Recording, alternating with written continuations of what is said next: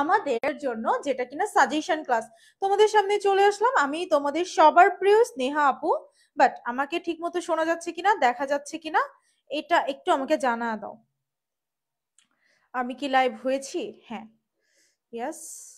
ঠিক মতো শোনা যাচ্ছে কিনা, দেখা যাচ্ছে কিনা, একটু জানা দাও। তোমাদের সামনে চলে আসলাম আমি তোমাদের সবার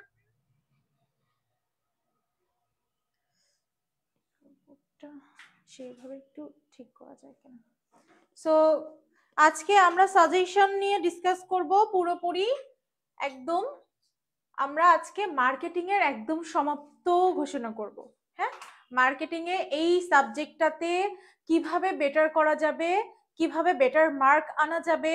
তাছাড়া আমরা যে সেকেন্ড পেপার থেকে জানি যে বেশি প্রশ্ন আসে, ফার্স্ট পেপার থেকে আমাদের 20% প্রশ্ন আসে, সেই সব প্রশ্নগুলা কি পোটেনশিয়াল প্রশ্ন সাজেশন ক্লাস শেষে আমি তো পিডিএফটা তোমাদেরকে দিয়ে দিব। পাশাপাশি তোমাদের কিন্তু প্রাইভেট গ্রুপে বলেছিলাম যে আমাদের স্টুডেন্ট যদি 1200-র উপরে হয় তাহলে আমরা কি দিব, আমরা সাজেশন দিব, তোমাদের স্নেহা আপুর হাতের লেখা নোট দিব। আসসালামু আলাইকুম আপু। ওয়ালাইকুম আসসালাম। ঠিক আছে, সবকিছু মাইশা তারান্নুমকে মেনশন করে দিয়েছে। ওকে আপু, ক্লাস শুরু হয়েছে? হ্যাঁ, ক্লাস শুরু হয়েছে। তো চলো আজকে শুরু করে দিচ্ছি।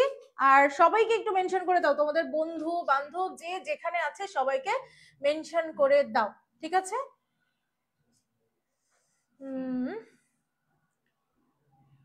সো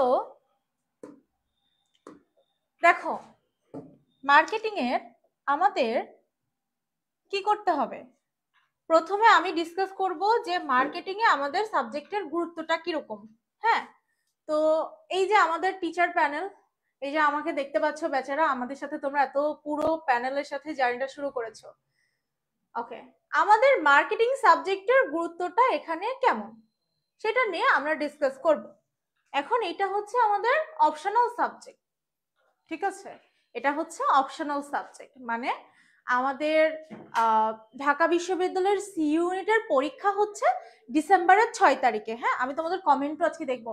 আজকে যার যত প্রশ্ন আছে সব প্রশ্নের উত্তর দিব। এই তো সবাইকেই মেনশন করে দেওয়া হচ্ছে। হ্যাঁ, মেনশন করে দাও। হ্যাঁ, অলরাইট।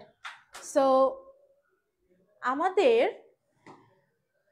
ঢাকা বিশ্ববিদ্যালয়ের পরীক্ষা কবে বলো? ডিসেম্বরের 6 তারিখে, তাই তো?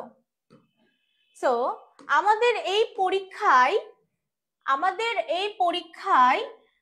পরীক্ষা হবে 5টি সাবজেক্ট: বাংলা, ইংরেজি, অ্যাকাউন্টিং, ম্যানেজমেন্ট, মার্কেটিং অথবা ফাইন্যান্স থেকে তুমি যে কোনো একটা অ্যান্সার করতে পারবা। তো নর্মালি ম্যাক্সিমামের মার্কেটিং থাকে। আর আমাদের যেহেতু সি ইউনিটে ইংলিশে 5 পেয়ে পাস করতে হয়, তার জন্য আমাদের নাম্বার তোলার যে জায়গাটা সেটাই হচ্ছে ম্যানেজমেন্ট আর মার্কেটিং। মানে এই জায়গায় তুমি একটু কমন সেন্স অ্যাপ্লাই করে, তুমি একটু কৌশলের সাথে পড়াশোনা করে অন্য সাবজেক্টগুলোর থেকেও বেশি মার্ক তুলতে পারবা। তাহলে এই সাবজেক্টের গুরুত্ব অ্যাডমিশনে কত বেশি সেটা আর বলার অপেক্ষা রাখে না। তো আজকে তোমাদের জন্য আমি কি কি এই ক্লাসটা কোন কোন সেগমেন্টে বিভক্ত করেছি তুমি তোমার টাইমলাইনে এটা শেয়ার করে রাখতে পারো। কেননা তোমার টাইমলাইনে শেয়ার করলে, আমি একটু শেয়ার করে দিচ্ছি কারণ আজকের ক্লাসটা আমি শেয়ার করতে চাই, এটার অনেকগুলো রিজন আছে। প্রথমত, এই ক্লাসটির মাধ্যমে সম্পূর্ণ মার্কেটিং সাবজেক্টের সাজেশন তুমি পাবা। কোন টপিক থেকে বেশি কোশ্চেন আসে, কোন টপিক থেকে কম প্রশ্ন আসে, ইনফ্যাক্ট আমি এটাও বলে দিব কোনখান থেকে প্রশ্ন হতে পারে, এটাও কিন্তু আমি তোমাদেরকে বলে দিব। তো আমি খুবই কাছে দাঁড়িয়েছি বোর্ডের, যে কারণে বোর্ডের টাচ লাগছে। সমস্যা নাই। সো এটা আমি তোমাদেরকে বলে দিব।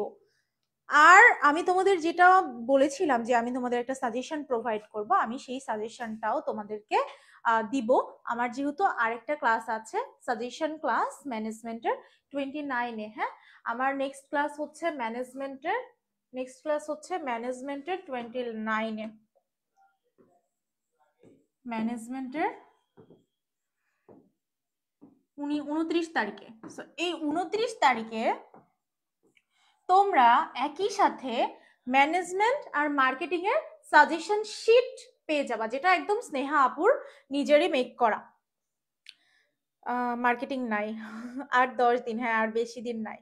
তাহলে তুমি বুঝতে পারছো যে মার্কেটিং সাবজেক্টের গুরুত্বটা কত বেশি। যেহেতু অন্যান্য সাবজেক্টে আমাদের মার্ক তোলা এত বেশি ইজি না, এখান থেকেই আমরা মার্কটা বেশি তুলতে পারবো। আর তারই জন্য আমাদের এই সাবজেক্টে একদমই কমতি রাখা যাবে না। এই সাবজেক্টে একটুখানিও কমতি রাখা যাবে না। তো বোঝা গেল? আচ্ছা, এখন আমি দেখাই আমার কোন কোন জায়গা থেকে বিগত বছরে প্রশ্নগুলো আসছে, তাহলে তুমি গুরুত্বটা একদম একদম চোখের সামনে ভিজুয়াল করতে পারবা। তুমি দেখো, প্রথমত এই জায়গায় তাকাও।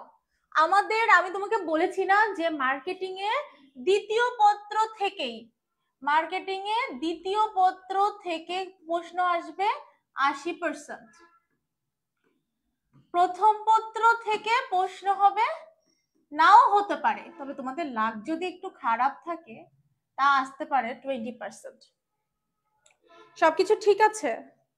শুনো, যাদের মার্কেটিং আছে তাদের জন্য এই ক্লাসটি করা খুবই ফরজ একটা কাজ, কারণ এই ক্লাসটিতে তোমার সব টপিকগুলো একদম বলে দেওয়া হবে যে এইভাবে পড়তে হবে। এখন তো পড়ার সময় নেই, লাস্ট মুহূর্তে রিভিশন দিতে হবে। তো লাস্ট মুহূর্তে তুমি কোন কোন টপিকগুলা বারবার দেখে যাবা, সেই টপিকগুলো তোমার তো জানতে হবে, তাই না?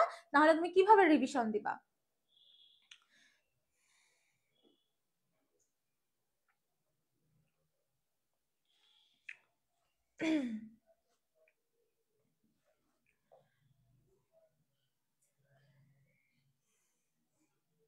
যদি তুমি একটু দেখো, আমাদের প্রথম অধ্যায় যেটা কিনা আমরা সেকেন্ড পেপার থেকেই নিয়ে এসেছি, তো এই জায়গা থেকে দেখো কন্টিনিউয়াসলি প্রশ্ন আসছে। শুধু এই জায়গাটাই প্রশ্ন আসে নাই, প্রশ্ন আসছে 16-17, প্রশ্ন আসছে 17-18, 18-19, প্রশ্ন আসছে 20-21, 21-22, মানে রিডান্ডেন্সি প্রশ্ন আসতেছে। এখানে তো 4টা আসছে, বুঝছো? 21-22-এ 4টা প্রশ্ন আসছে। ওয়ালাইকুম আসসালাম, রাফিকে মেনশন দিয়েছে চুমকি, পারফেক্ট, ঠিক আছে। সো এই যে এইটা তাহলে কত বেশি গুরুত্বপূর্ণ? এটা অনেক অনেক বেশি গুরুত্বপূর্ণ। এটা আমাদেরকে একদমই ছাড় দেওয়া যাবে না। তার মানে এইখান থেকে যেহেতু প্রতি বছর প্রশ্ন হচ্ছে, আমাদের পরবর্তী বছরগুলোতেও বা এই বছরেও এইখান থেকে প্রশ্ন আসবে, এটা মাস্ট। তো এইখানে কি কি টপিক আছে সেটা আমরা এইখান থেকেও টপিকগুলো দাগায় দিব একটু পরে। আগে আমি চ্যাপ্টারগুলো ডিসক্রাইব করছি যে কোন চ্যাপ্টারটা কত বেশি গুরুত্বপূর্ণ। কিভাবে পাবো? আমাদের কাছে একমাত্র দলিল আছে বিগত বছরের যে প্রশ্নগুলা, সেই প্রশ্নগুলা আমি যদি বিশ্লেষণ করি, সেই প্রশ্নগুলা বিশ্লেষণ করার মাধ্যমেই আমি এগুলা পাবো।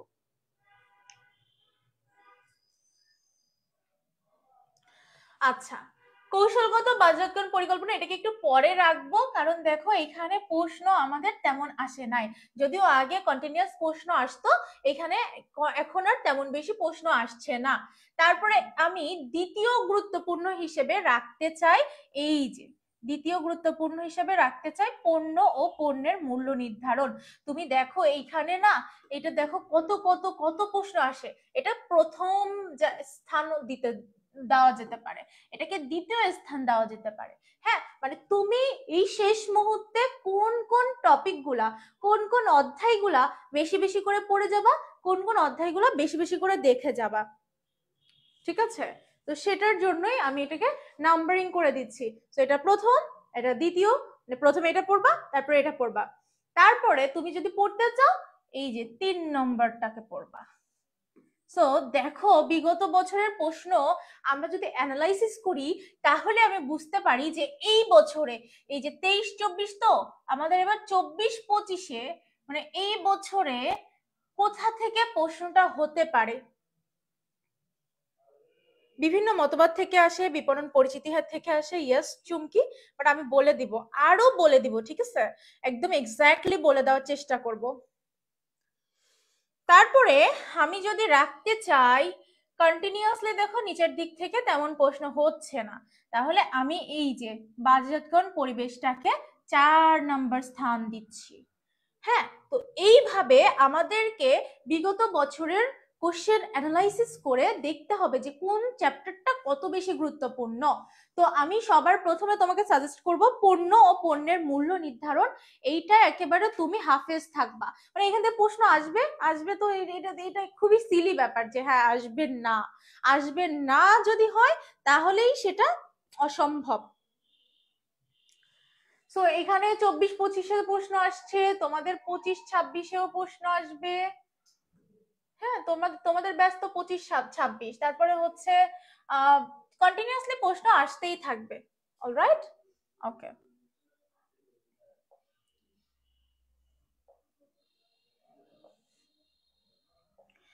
তারপরে তুমি এখানে দেখো এই যে প্রথম পত্রের টপিকগুলো শুরু হয়েছে না এইখান থেকে, ঠিক আছে, এইখান থেকে প্রথম পত্রের টপিকগুলো শুরু হয়েছে। মানে 10 নম্বর থেকে আমাদের প্রথম পত্র স্টার্ট হয়েছে, টোটাল এরকম 18টা টপিক আছে। তার মানে আমার 9টা অনেক বেশি গুরুত্বপূর্ণ। এইখান থেকে আমাদের প্রথম পত্র শুরু হয়েছে।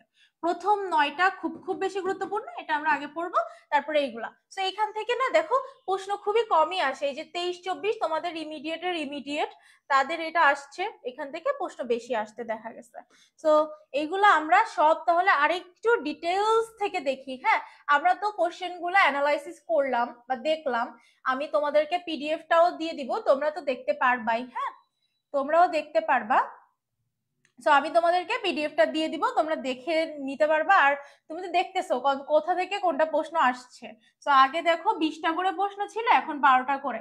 এখন আমি আসি প্রথমে, যেহেতু আমি যখন খেলা টেলা করতাম, বুঝছো, যখন আমি গেম খেলতাম তখন আমি যে কম পারতো বা যে থাকে না খেলার মধ্যে একজন থাকে দুধ ভাত, মানে ওকে কোনো কিছুতে ইনক্লুড করি না। হ্যাঁ, ওকে কোনো কিছুতে আমি ইনক্লুড করব না, ও হচ্ছে জাস্ট আছে ফিল্ডার, জাস্ট হচ্ছে আমার খেলায় তো নিতে হবে তাকে।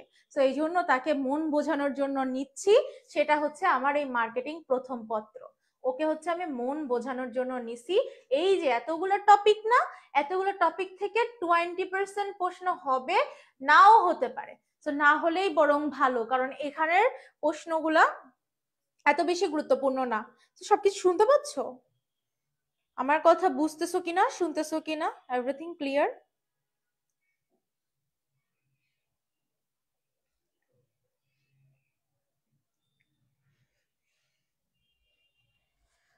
অলরাইট।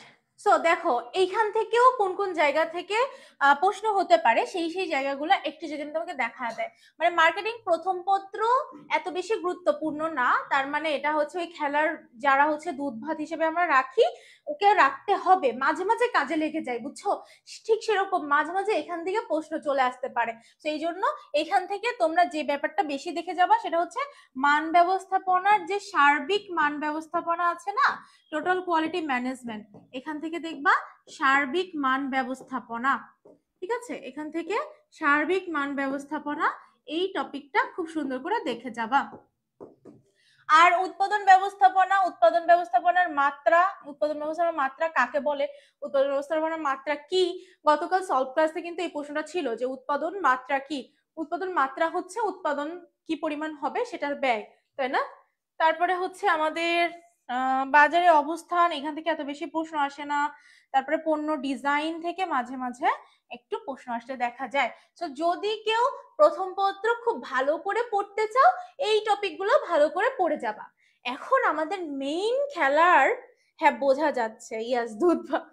হ্যাঁ, তো আমাদের যেহেতু মেইন পার্টই হচ্ছে দ্বিতীয় পত্র, মেইন পার্টটাই হচ্ছে আমাদের দ্বিতীয় পত্র, মেইন পার্টটাই হচ্ছে দ্বিতীয় পত্র, তার টপিকগুলো শুরু করি। হ্যাঁ, দ্বিতীয় পত্রের প্রথম আমি যে টপিকটা নিয়ে আলোচনা করতে পছন্দ করব বা তোমরাও এখান থেকে আমার সাথে শুরু করতে চাইবা, সেটা হচ্ছে আমাদের মার্কেটিং, তাই না? আমরা কি পড়তেছি? মার্কেটিং এর সাজেশন ক্লাস। তো মার্কেটিং এর কাজ কি, মার্কেটিং এর উদ্দেশ্য কি? মার্কেটিং এর উদ্দেশ্য হচ্ছে ক্রেতার সন্তুষ্টি বিধান করে কি করা, ক্রেতা ভ্যালু সৃষ্টি করা। ক্রেতা সন্তুষ্টি বিধান করে ক্রেতা ভ্যালু সৃষ্টি করব। তাহলে আমি এখানে দুইটা ওয়ার্ড পাচ্ছি, সেটা হচ্ছে ক্রেতা ভ্যালু, দুইটা ওয়ার্ড পাচ্ছি, ক্রেতা ভ্যালু আর কি ক্রেতা সন্তুষ্টি বিধান। এই দুইটা শব্দ পাচ্ছি কি পাচ্ছি না? এই একটা পাচ্ছি, আর একটা হচ্ছে ক্রেতা সন্তুষ্টি বিধান। তো এই যে আমাদের মার্কেটিং এর উদ্দেশ্য ক্রেতা সন্তুষ্টি বিধান, তাহলে আমাদের যে দুইটা মেইন পয়েন্ট মার্কেটিং বলতে, মার্কেটিং এর উদ্দেশ্য হচ্ছে ক্রেতাকে সন্তুষ্টি বিধান করে ক্রেতার থেকে ক্রেতা ভ্যালু সৃষ্টি করা, তাই না? সো এই যে কাজটা, আমি তোমাদের কমেন্ট দেখছি, আপু আপনার মতো আমার একটা সেম ড্রেস আছে। স্নেহা তুমি আমার নামটাও নিছো, আবার আমার ড্রেসও নিচ্ছ, নাও নাও নাও, আর কি বলবো। তুমি আমার ড্রেস দেখতেছো, তুমি আমাকে দেখো, আমাকে না দেখে তুমি ড্রেস দেখতেছো কেন? দেখো আমাদের মার্কেটিং এর মূল কাজ কি? মূল কাজ হচ্ছে ক্রেতা ভ্যালু সৃষ্টি করা। কি করে? ক্রেতার সন্তুষ্টি বিধান করে তারপরে, তাই না? তো সেইটার জন্য আমাদের বেশ কিছু স্ট্র্যাটেজি মাঝে মাঝে ফলো করতে হয়, কতগুলো ধাপ আছে, 5টা ধাপ আছে, সেটা ফলো করতে হয়, সেইগুলো কিন্তু আমরা দেখব, তাই না? কিন্তু এই যে ক্রেতার সন্তুষ্টি বিধান কখন করা যায়? ধরো আমি বাজারে যে একটা চকলেট কিনছি, নতুন ওই যে আইসক্রিম বের হয়েছিল না, ডিসকন আইসক্রিম, তো ধরো সেটার দাম ছিল প্রবাবলি 120 টাকা সামথিং, আর 100 টাকা। তো ধরো আমি ওই আইসক্রিমটা 100 টাকা দিয়ে কিনছি, হ্যাঁ, এখন আমার কাছে মনে হচ্ছে না এটা 100 টাকা ওর্থ করে না, তাহলে আমি কি অসন্তুষ্ট হইছি না? আর যদি মনে হয়তো ওয়াও আমি হচ্ছে ধরো একটা আইসক্রিম কিনছি, ঠিক আছে, ডিসকাউন্ট আইসক্রিম, আচ্ছা এটা এত ভালো, এটা এত কম টাকায় কিভাবে পাওয়া যাচ্ছে, মানে 100 টাকার থেকেও এটা বেশি দাম হওয়ার যোগ্যতা রাখে, তাই না? তো এই যে পারফরমেন্স ভালো হইলে আমরা যে যত টাকা দিয়ে কিনতেছি, যা দিচ্ছি তার থেকে যদি বেশি পাই, তখন সেটা আমরা অনেক বেশি সন্তুষ্ট হয়ে যাই। তো এই যে আমাদের যেহেতু কাজ ক্রেতা ভ্যালু আর ক্রেতা সন্তুষ্টি বিধানের মাধ্যমে, তো এইটা না একদম পারস্পরিক ভাবে জড়িত। এই যে যদি আমাদের পারফরমেন্সটা কি হয়, এক্সপেকটেশন থেকে, এই যে চিহ্নটা কি, এই চিহ্নটা দ্বারা বোঝাচ্ছে এক্সপেকটেশন বেশি পারফরমেন্স কম, তার মানে কি কি হবে, তখন আমি অসন্তুষ্ট হয়ে যাব, ঠিক আছে? পারফরমেন্স আর এক্সপেকটেশন যদি সমান হয় আমি সন্তুষ্ট থাকবো, হ্যাঁ। আর হচ্ছে যদি পারফরমেন্স আর এক্সপেকটেশন, এটা যদি পারফরমেন্সটা বেশি থাকে, এই যে সাইনটা দিয়ে বোঝাচ্ছে পারফরমেন্সটা যদি আমার বেশি থাকে, তখন কি হবে? এইচএসসি 27, সাউন্ড কম শোনা যায়, সাউন্ড বাড়াও, হ্যাঁ দেখি, আমি দেখি সাউন্ড কম শোনা যায় কিনা। এই যে যদি আমাদের পারফরমেন্সটা কি হয় এক্সপেকটেশনের, ওকে, সাউন্ড তাহলে আরেকটু জোরে বলতে হবে, হ্যাঁ, সমস্যা নাই। তো দেখো আমাদের যদি পারফরমেন্সটা বেশি হয় আর এক্সপেকটেশনটা কম হয়, তখন কি আমরা অনেক বেশি খুশি হয়ে যাব। মানে তুমি চাইছিলা, ধরো তুমি ঢাকা বিশ্ববিদ্যালয়ে চান্স পাইতে চাইছিলা, তুমি চান্স পাইলে সেটা তুমি সন্তুষ্ট, ধরো তুমি ঢাকা বিশ্ববিদ্যালয়ে প্রথম হয়ে গেলা, হ্যাঁ, তাইলে কি তুমি অনেক বেশি অত্যন্ত উল্লাসিত হবে না? ঠিক সেরকম আমাদের মার্কেটিং এ এই ধারণাটি এইভাবে আমাদেরকে দেওয়া আছে। অলরাইট, এখন আসি আমাদের আর একটা খুব খুব খুব গুরুত্বপূর্ণ একটা ব্যাপার স্যাপার, এটা হচ্ছে বিপণন মিশ্রণ। এখন বিপণন মিশ্রণের যে উপাদানগুলো আছে, এইখান থেকে প্রত্যেক বছর ইজ আ মাস্ট প্রশ্ন আসে। আমি যে যে টপিকগুলো এখন আনছি, এই টপিকগুলো থেকে মাস্ট বি প্রশ্ন আসে, এই জন্য আনছি, ঠিক আছে? তো বিপণন মিশ্রণের উপাদান আমরা জানি, বিপণন মিশ্রণ বলতে যে 4P সেইটকে বোঝায়, তাহলে কি 4P মানে প্রোডাক্ট, প্রাইস, প্লেস, প্রমোশন। তো এটা থেকে প্রশ্ন কি কি প্রশ্ন হয় সেটা আগে বলে দেই, হ্যাঁ। প্রশ্ন হয় বিপণন মিশ্রণ ধারণাটা কত সালে আসছে, 1960। প্রশ্ন হয় এটার এটার মানে কে উদ্ভাবক কে, বা এটা সম্পর্কে কে আগে কনসেপ্টটা দিছে, ঠিক আছে? এটার কনসেপ্ট কে আগে দিছে, ইজ এ মেকার্থি, হ্যাঁ, ইজ এ মেকার্থি 1960 সালে এই যে 4P মানে বিপণন মিশ্রণের এই যে প্রোডাক্ট, প্রাইস, প্লেস, প্রমোশন, হ্যাঁ, এটার যে ধারণাটা দিয়েছে, এই দুইটার প্রশ্ন আসতে দেখা যায়। তারপরে এখানে হচ্ছে আমাদের কাস্টমার, হ্যাঁ, এখানে হচ্ছে আমাদের কাস্টমার বা বাজার। বাজার আর কাস্টমারের মধ্যে পার্থক্য কি বলো তো? বাজার, এই বুড়া বয়সে এসে তুমি বাজার জানবা না তা কিন্তু হয় না। বাজার হচ্ছে বর্তমান এবং ভবিষ্যতের ক্রেতাদের সমষ্টি। তার মানে আলটিমেটলি বাজার বলতে আর ক্রেতা বলতে একই, তাই না? ক্রেতা দল, অভীষ্ট ক্রেতা দল, কাঙ্ক্ষিত অবস্থান গ্রহণ। তার মানে আমার কি বোঝাচ্ছে? বাজার আলটিমেটলি বর্তমান ও সম্ভাব্য ক্রেতাদের সমষ্টি। এই জায়গায় থাকতেছে আমার কাস্টমার, এই জায়গায় আছে আমার কাস্টমার। তাহলে কি প্রশ্ন হবে এখান থেকে? এখান থেকে পণ্য, মূল্য, স্থান, প্রমোশন, এই যে আমাদের চারটা যে কি বলে এটাকে, চারটা যে সেইটের সমষ্টি, এটা হচ্ছে বিপণন মিশ্রণ। কিন্তু এই যে উপাদানের মধ্যে যে উপাদানগুলো আছে, এই প্রশ্নগুলো আসে কিভাবে? প্রশ্ন আসে, প্রশ্ন বলবে যে বৈশিষ্ট্য কোন উপাদানের অন্তর্ভুক্ত। অপশন দিবে পণ্য, খতে দিবে তোমার মূল্য, গতে দিবে প্রসার, ঘতে দিবে সামথিং লাইক স্থান। তো ধরো এরকম একটা বন দিয়ে দিল, তখন তোমাকে অ্যান্সার করতে হবে পণ্য। তার মানে প্রশ্নটা এইভাবে আসে। বিশেষ করে এখান থেকে কি কি প্রশ্ন বেশি আসে? ক্লাস কি পাবলিক গ্রুপে হচ্ছে? হ্যাঁ, পাবলিক গ্রুপে হচ্ছে। অ্যাডমিশন টেস্ট তো দাও। হ্যাঁ,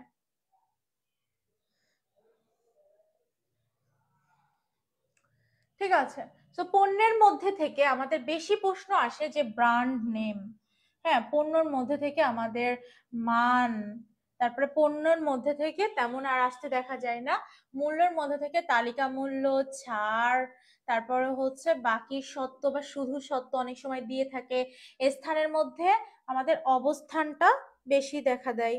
তারপরে হচ্ছে প্রণালীটা বলে। এখান থেকে আমাদের জনসংযোগ মানে কি বলতো? জনসংযোগ মানে কি? প্রচার। জানো তো এটা? জনসংযোগ মানে যে প্রচার। তারপরে এগুলো প্রমোশন শুনলেই বোঝা যায়। আমাদের বাজারজাতকরণ প্রমোশনের কয়টা ইয়ে আছে বলতো? 5টি আছে। তো বাজারজাতকরণ প্রসার আমরা 5 ভাবে করতে পারি। তো সেটা বিজ্ঞাপন, ব্যক্তি বিক্রয়, বিক্রয় প্রসার, আরো একটা আছে সেটা হচ্ছে বাজারজাতকরণ প্রসার। আর ইউতে বেশি আসে। হ্যাঁ, মানুষ পারে না এমন কোনো কাজ নাই, ট্রাই করলে পারবা। ক্লাস কি? হ্যাঁ, পারবা পারবা, তুমি কেন পারবা না? সবাই পারে, তুমি কেন পারবা না? তো দেখো, বিপণন মিশ্রণের এই জায়গা থেকে প্রতি বছর অনেক অনেক প্রশ্ন আসে। কি কি প্রশ্ন আসবে সেটা বলেও দিলাম, যে 1960 সালে ইজে মেকার্থি সাহেব 4P বা বাজারজাতকরণ মিশ্রণের এই ধারণাটা নিয়ে আসছিল। 4P দ্বারা কি কি বোঝায়? Product, price, place, promotion. আর এর মধ্য থেকে এই উপাদানগুলো থেকে প্রশ্ন আসে যে আমার বৈশিষ্ট্য, এটা পণ্যের অন্তর্ভুক্ত, মানে এইগুলা কার উপ উপাদান। এই যে এটা পণ্যের মধ্যের উপাদান, বলে দেয় অনেক সময় যে এগুলো কার উপ উপাদান। তো এই যে এর মধ্যে যেগুলো আছে সেগুলো হচ্ছে পণ্যের উপ উপাদান। এই যে প্রমোশনের মধ্যে যা আছে এগুলো প্রমোশনের উপাদান। তারপরে স্থানের মধ্যে যেগুলো আছে এটা স্থানের উপ উপাদান। মূল্যের মধ্যে যেগুলো আছে এগুলো মূল্যের উপ উপাদান। তো এই জায়গা থেকে প্রতি বছর অনেক অনেক বেশি প্রশ্ন আসে। নোট করছো তোমরা? চুমকি কোথায়? হ্যালো আপু, হাই।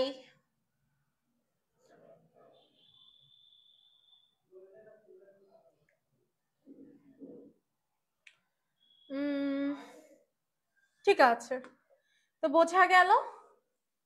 তারপরে আরেকটা গুরুত্বপূর্ণ টপিক, সেটা হচ্ছে ক্রেতার সম্পর্ক দল। এই জায়গা থেকেও প্রতি বছর অনেক অনেক প্রশ্ন আসে। তার মানে আমি বেছে বেছে নিয়ে আসছি তোমার যে জায়গা থেকে অনেক অনেক বেশি প্রশ্ন আসে, সেই জায়গাটা বেছে বেছে আমি নিয়ে আসছি, বুঝছো? ঠিক আছে। তো ক্রেতা সম্পর্ক দল, আমাদের যে বাজারে যে ক্রেতারা আসে তারা কেমন ক্রেতা? তারা স্বল্প মেয়াদী ক্রেতা নাকি দীর্ঘমেয়াদী ক্রেতা? এই জায়গা থেকেও না অনেক প্রশ্ন আসে। দেখো, মার্কেটিং সাবজেক্টটা তোমরা মানে খুবই সহজ একটা সাবজেক্ট, বাট এত ভুল কেন করো? ভুল করো কারণ তুমি হচ্ছে বুঝতে পারো না প্রশ্ন প্যাটার্ন কেমন হয়, এটা বুঝতে পারো না। প্রশ্ন পড়তে ভুল করো, প্রশ্ন দাগাইতে ভুল করো। মানে মার্কেটিং এ সবসময় একটু প্যারাফেস করে কোশ্চেন দেয়। যেমন হচ্ছে এই যে কয়দিন আগে দেখলা যে ধারণা উন্নয়ন, তাকে বলতেছে ধারণা সৃজন। পরিপূর্ণ বা পূর্ণতা স্তর তাকে বলতেছে পরিপক্কতা স্তর। যেটা হ্রাস, যেটা তোমার কি হয়েছে পতন, পতনকে তারা হ্রাস নামে ডাকতেছে। সেই যে প্যারাফেজ করতেছে, তাই না? অ্যাডমিশনে এই যে ঢাবির খেলা, এটাই যে তোমাকে বাদ দেওয়ার খেলা। অ্যাডমিশনে কিন্তু তোমাকে নিতে চাইবে না, ঠিক আছে? অ্যাডমিশনে সবসময় চাইবে যে তুমি যেন না চান্স পাও। তোমাকে আপু খুঁজতেছে, ওকে মাইর দিব বুঝছো, এই জন্য ওকে খুঁজতেছি। ওই নোট টোট করতেছে কিনা, এই জন্য ওকে মাইর দেওয়ার জন্য ওকে খুঁজতেছিলাম, বুঝছো? এই আর কি। আচ্ছা, তো ক্রেতার সম্পর্ক দল, আমি একটা ক্রেতার সাথে কেমন সম্পর্ক থাকে এই জায়গা থেকেও মানে যে যে টপিকগুলো আজকে নিয়ে আসছি সেইগুলো 100% প্রশ্ন হওয়ার মতো একটা টপিক, ঠিক আছে? 100% প্রশ্ন হওয়ার মতো টপিক নিয়ে আসছি। তো ধরো আমার ক্রেতা হিসেবে কয় রকমের হয়, 4 ভাগে আমি ভাগ করতে পারি। কি কি? বাটারফ্লাই, প্রকৃত বন্ধু, আগন্তুক, নাছোড়বান্দা। এখন আমার ক্রেতাটা কি স্বল্প মেয়াদি মানে অল্প দিনের জন্য আসে, নাকি আমার বারবার আসে মানে দীর্ঘমেয়াদী, আর আমার সে কেমন মুনাফা দিয়ে যায়, বেশি মুনাফা দিয়ে যায় নাকি কম মুনাফা দিয়ে যায়, ঠিক আছে? সো বাটারফ্লাই হচ্ছে সব, বাটারফ্লাই মানে তোমার অল্প দিনের জন্য আসে, মানে হঠাৎ করে এসে আমাকে অনেক টাকা পয়সা দিয়ে যায়, বুঝছো? আমার একটা পণ্য কিনতে সে হঠাৎ করে আসে, এসে অনেক টাকা পয়সা দিয়ে যায়, সেই হচ্ছে বাটারফ্লাই। তার মানে বাটারফ্লাই হচ্ছে স্বল্প মেয়াদী। হ্যাঁ, বাটারফ্লাই হচ্ছে অল্প দিনের জন্য আসে।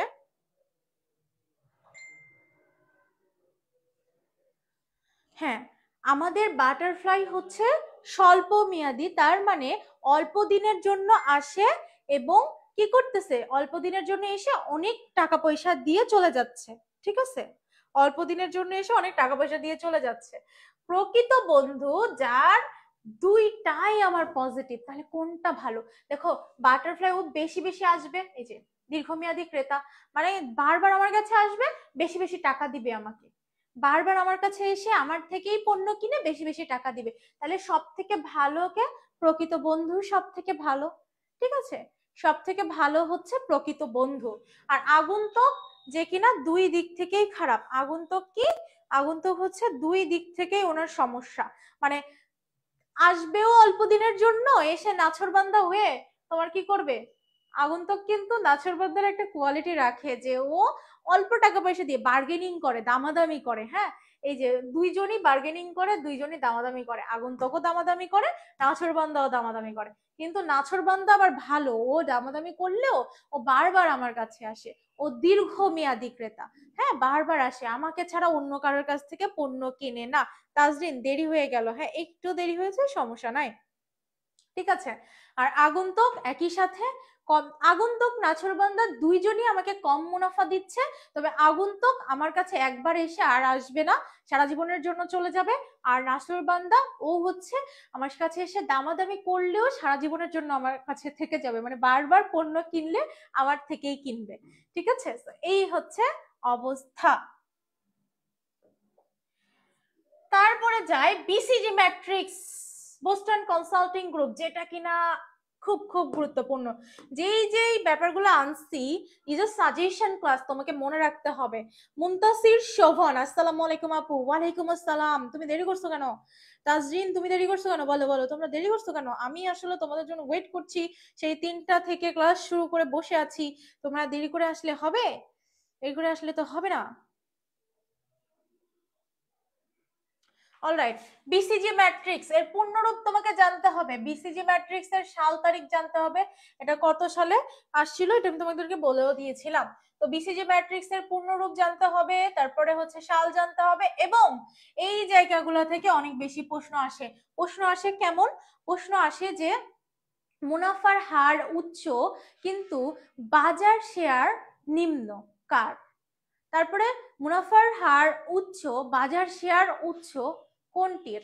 এরকম প্রশ্ন আসবে, তোমাকে অপশন দিয়ে দিবে। তো আমি বলে দিচ্ছি, তো এটা হচ্ছে, এই পাশে হচ্ছে হার, হ্যাঁ, আর এইটা হচ্ছে তোমার বাজার শেয়ার। তো হার দ্বারা কি বোঝায়? আকর্ষণীয়তা বোঝায়। আর বাজার শেয়ার দ্বারা কি বোঝায়? মার্কেটে তোমার কি অবস্থায় আছে সেইটার পরিমাপটা তুমি জানতে পারো। তো হার দ্বারা আমি কি বুঝি? আকর্ষণীয়তা বুঝি, মার্কেটে আমার ডিমান্ডটা কেমন আছে সেটা বুঝি। সো স্টার দেখো, স্টার হচ্ছে ভালো, দুইটাই প্লাস প্লাস। স্টারের মানে বাজার প্রবৃদ্ধির যে হার ওটাও প্লাস, আবার বাজার শেয়ার এটাও প্লাস, মানে দুইটাই প্লাস। এই স্টারের জন্য দুইটাই হচ্ছে আমার প্লাস প্লাস, মানে খুবই উইনিং উইনিং সিচুয়েশন। বা আবার ডক্সে যদি তুমি নামো, সেখানে দুইটাই মাইনাস মাইনাস, মানে বাজার শেয়ারও কম, আবার বাজার প্রবৃদ্ধির হার সেটাও কম। ঠিক আছে, এটা তো তোমরা জানো, এটা প্রাইভেট ব্যাচের শিক্ষার্থীদেরকে অনেক সুন্দর করে বুঝেছি। তাজরিন বলতেছে কারেন্ট চলে গেছিল। হ্যাঁ, প্রাইভেট ব্যাচের শিক্ষার্থীদেরকে এটা অনেক সুন্দরভাবে বোঝায় খাওয়ায়ও দিছি। কিন্তু কথা হচ্ছে আজকের ক্লাসটি যেহেতু পাবলিক ব্যাচে হচ্ছে, মানে পাবলিক পেজ থেকে হচ্ছে, আমাদের এসিপি পেজেই হচ্ছে, সেহেতু আমি একটু সব ডিসকাসই করতেছি, তবে প্রাইভেট ব্যাচের শিক্ষার্থীদেরকে এগুলো পড়ানো শেষ। আচ্ছা, তাহলে ডক্সটা হচ্ছে দুইটাই মাইনাস মাইনাস। এবার তুমি মনে রাখবা, মনে রাখার দেখো, আমার পরীক্ষার সময় আমি কি সবকিছু বারবার বারবার রিকল করে নিয়ে আসবো? আমার এত মনে করার সময় নাই। আমি মনে রাখবো স্টারের দুইটাই প্লাস প্লাস, ডক্সের দুইটাই মাইনাস মাইনাস। কোশ্চেন মার্কে একটা প্লাস একটা মাইনাস, এখন কোন দিকে প্লাস? হারে হচ্ছে প্লাস আর বাজার শেয়ারে হচ্ছে মাইনাস।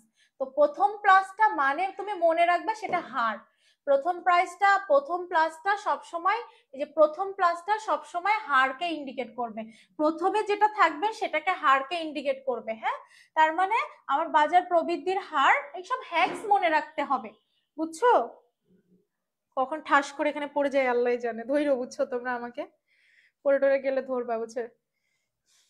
সাতক্ষীরা প্যারাগন থেকে ক্লাস করছি আপু। আচ্ছা ঠিক আছে, জাহিদুল ইসলাম ক্লাস করো, ক্লাস করে আমার সাথে দেখা করে যাইও, বুঝছো? আমি ওখানেই আছি। যাই হোক, তো আপু কি আমাকে কিছু বলেছে? হ্যাঁ, তুমি কি নোট করছো কিনা নাকি ঘুমায় গেছো সেটার জন্য খোঁজ নিচ্ছিলাম। তো মনে রাখবা যে স্টারে দুইটাই প্লাস প্লাস, আর প্রথমটা যেটাই হোক না কেন, প্রথমে প্লাস থাকুক অথবা মাইনাস থাকুক, প্রথমটা হবে হার, পরেরটা হচ্ছে বাজার শেয়ার। তো প্রথমটায় স্টারে দুইটাই প্লাস প্লাস, ডক্সে দুইটাই মাইনাস মাইনাস, আর কোশ্চেন মার্কসে একটা প্লাস একটা মাইনাস। প্রথম প্লাসটা দিয়ে কি বোঝাচ্ছে? প্রথম প্লাসটা দিয়ে আমার হারকে বোঝাচ্ছে, বাজার প্রবৃদ্ধির হারকে বোঝাচ্ছে। আর বাজার শেয়ার হচ্ছে পরেরটা, তো পরেরটা মাইনাস, তার মানে ওইটা কম, ওটা নিম্ন। আর ক্যাশ কাউতে হচ্ছে প্রথমটা মাইনাস, পরেরটা প্লাস। তাহলে আমরা জানি প্রথমে যেই প্লাস থাকুক মাইনাস থাকুক, প্রথমে যে চিহ্নটা থাকবে সেটা হার। তার মানে হার বোঝাচ্ছে প্রথমটা দিয়ে, তাহলে প্রথমটা হচ্ছে হার নিম্ন, হার কম। আর কি? আর হচ্ছে আমাদের বাজার শেয়ার উচ্চ। সো এই যে প্রবৃদ্ধির হার দ্বারা কি বোঝায়? আকর্ষণীয়তা বোঝায়। এই প্রশ্নটাও কিন্তু অনেক আসতে দেখা যায়। মানে বাজার প্রবৃদ্ধির হার দ্বারা কি বোঝায়, বাজার শেয়ার দ্বারা কি বোঝায়, এবং বিসিজির পূর্ণরূপ কি, তারপরে কোনটার উচ্চ কোনটা নিম্ন, এই চারটা থেকে প্রশ্ন আসে। হ্যাঁ, তারপরে হচ্ছে যে কোশ্চেন মার্ককে বলা হয় সমস্যা কবলিত শিশু, এই প্রশ্নটা আসে।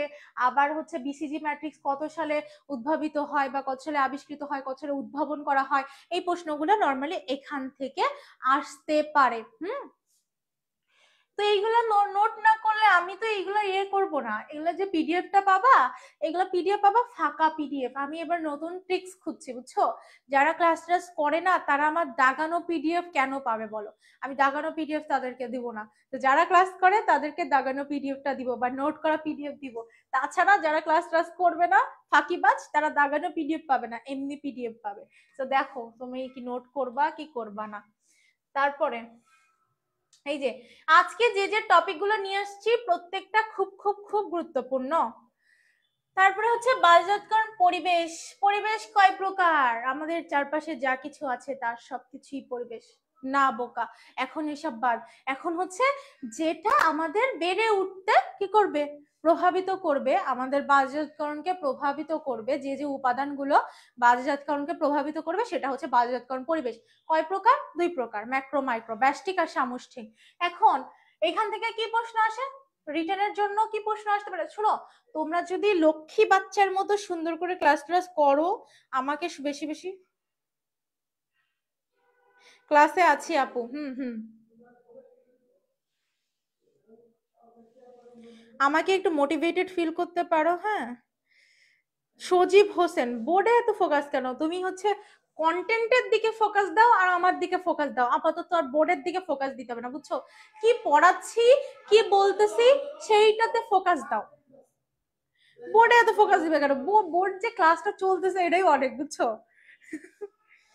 আপু আপনার নোটগুলো কখন দিবেন? আমি বলেছি একবার, এই যে দেরি করে আসলে এই সমস্যাটা হয়। আমি হচ্ছে 29 মানে হচ্ছে 29 তারিখে ম্যানেজমেন্ট আর মার্কেটিং এর একই সাথে সাজেশন ক্লাসটা দিয়ে দিব। হ্যাঁ, মানে সাজেশন যে শিটটা বা আমার যে নোটটা আমি ওটার সাথে ইনক্লুড করে একসাথেই সাজেশন শিটটা প্রোভাইড করে দিব 29 তারিখে। আসসালামু আলাইকুম আপু। ওয়ালাইকুম আসসালাম নাসরিন আক্তার। মাইশা তারান্নুম ফাঁকিবাজ, তুমি কি ফাঁকিবাজ না? তুমি তো ঘুমাচ্ছ, তুমি তো নোট করতেছো না। অলরাইট, যা না নোট করলে আমার কিছু যায় আসে না। তো এখান থেকে কি প্রশ্ন হইতে পারে তোমরা পস্তাবা, বুঝছো? আমার তো কিচ্ছু হবে না। তো বাজেটকরণ পরিবেশ রিটার্নের জন্য এখান থেকে প্রশ্ন আসতে পারে দুই ভাগে, ব্যষ্টিক আর সামষ্টিক। তো ব্যষ্টিক পরিবেশ এখান থেকে প্রশ্ন হবে যে কি কি উপাদানগুলা। প্রশ্ন দিবে প্রতিযোগী, এটা কোন পরিবেশের উপাদান? ব্যষ্টিক পরিবেশ।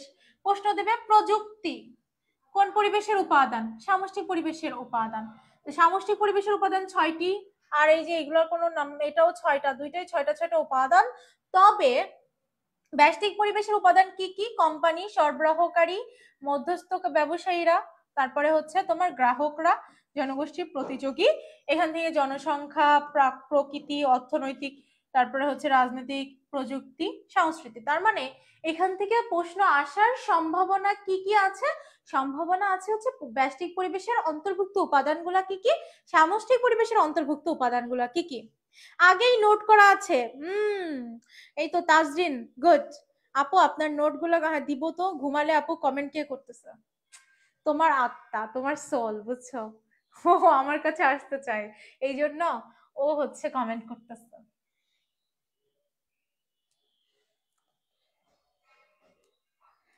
ঠিক আছে, অলরাইট। সো এই টপিকটাও খুব খুব গুরুত্বপূর্ণ, এই জন্য এটা আমি এখানে অন্তর্ভুক্ত রেখেছি যে বাজারজাতকরণ পরিবেশ, বাজারজাতকরণ পরিবেশের আমার যে উপাদানগুলা, ব্যষ্টিক পরিবেশ, সামষ্টিক পরিবেশ, তার যে মধ্যের যে উপাদানগুলা, এখান থেকে মাস্ট প্রশ্ন আসবে। তারপরে হচ্ছে সর্ট অ্যানালাইসিস, এটা ছাড়া আমি হচ্ছে মার্কেটিং সাবজেক্টটা কোনোভাবে কল্পনা করতে পারি না। হ্যাঁ, সর্ট অ্যানালাইসিস, এটা ছাড়া আমি কোনোভাবে মার্কেটিং সাবজেক্টটা কল্পনা করতে পারি না। Strength, weakness, opportunity and threat. So প্রথম দুইটা স্ট্রেংথ আর উইকনেস, এটা হচ্ছে আমার অভ্যন্তরীণ উপাদান। আর হচ্ছে অপরচুনিটি আর থ্রেট, এই দুইটা হচ্ছে আমার কি বাহ্যিক উপাদান। ও আর টি, অপরচুনিটি আর থ্রেট, এই দুইটা হচ্ছে বাহ্যিক উপাদান, বাইরে থেকে এসে আমাকে প্রভাবিত করে। কিন্তু আমার নিজের স্ট্রেংথ আর আমার নিজের উইকনেস, যেটা হচ্ছে আমার অভ্যন্তরীণ উপাদান। তো মনে রাখার জন্য এইভাবে ভাগ ভাগ করে প্লট করে মনে রাখবা। এটার পূর্ণরূপ মনে রাখতে হবে যে এস দ্বারা কি বোঝায়, ডাব্লিউ দ্বারা কি বোঝায়, ও দ্বারা কি বোঝায়, টি দ্বারা কি বোঝায়। এসে পড়ছি, এত দেরি করে এসে পড়ছো কেন? আর একটু দ্রুত আসতা, দেরি করছো। লাইফটা টেনে টেনে দেখো, বুঝছো? সো শর্টের পূর্ণরূপ মনে রাখবা। তারপরে হচ্ছে এই শর্টের প্রথম দুইটা যে অভ্যন্তরীণ উপাদান, পরের দুইটা যে বাহ্যিক উপাদান, এটা মনে রাখলা। হ্যাঁ, তারপরে নেগেটিভ কোনটা কোনটা বলো? নেগেটিভ হচ্ছে এই মাঝখানেরটা আর এটা, তার মানে ডাব্লিউ আর টি হচ্ছে নেগেটিভ, ডাব্লিউ আর টি হচ্ছে আমার নেগেটিভ, তাই না? তুমি দেখো উইকনেস আর থ্রেট, এটা হচ্ছে আমার নেগেটিভ উপাদান। ওকে, উইকনেস আর থ্রেট হচ্ছে আমার নেগেটিভ উপাদান। তার পজিটিভ উপাদান কি? পজিটিভটা হচ্ছে আমার স্ট্রেংথ। হ্যাঁ, আমার যে যে সুযোগ আছে, আমার যে যে সবলতা আছে, আমার যে যে সামর্থ্য আছে, সবলতা। হ্যাঁ, আর হচ্ছে কি অপরচুনিটি, আমার কি কি সুযোগ আছে, সেটা হচ্ছে কি পজিটিভ। তার মানে নেগেটিভ কোনটা, পজিটিভ কোনটা, কোনটা অভ্যন্তরীণ, কোনটা বাহ্যিক, এইগুলো আমি এখান থেকে জানলাম, সেইগুলো এখানে সুন্দর করে দেওয়া আছে। তারপরে আমি যদি যেতে চাই, এই যে আমাদের যে সর্ট অ্যানালাইসিসের যে ছকটা, সর্ট অ্যানালাইসিসের যে ছকটা কি, গুলবাহার চুপ থাক, সরি আপু। আচ্ছা, বাট আমি আজকে খুবই, আমি এই ক্লাসটা কিভাবে সাজিয়েছি সেটা একটু তোমাদেরকে আবার একটু রিমাইন্ড করে দেই। যাই হোক, আমি পড়ে টরে গেলে বুঝছো তোমরা আমাকে এসে ধরবা। হ্যাঁ, মাইশা ঘুমাইছে আপু, আমি ওরে বলছি ক্লাস করতে, ওই বলে ঘুম আর গে। তোমার ঘুম আগে, আমার থেকে তোমার ঘুম আগে হয়ে গেল, এটা তো ঠিক না। আমার থেকে ঘুম আগে কিভাবে হবে তোমার? হ্যাঁ, আমার থেকে ঘুম আগে এটা আমি মেনে নিব না, বুঝছো?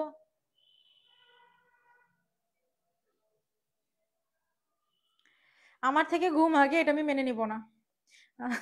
যাই হোক, শর্ট অ্যানালাইসিসের আচ্ছা ক্লাসটা যেভাবে সাজিয়েছিলাম সেটা একটু বলি।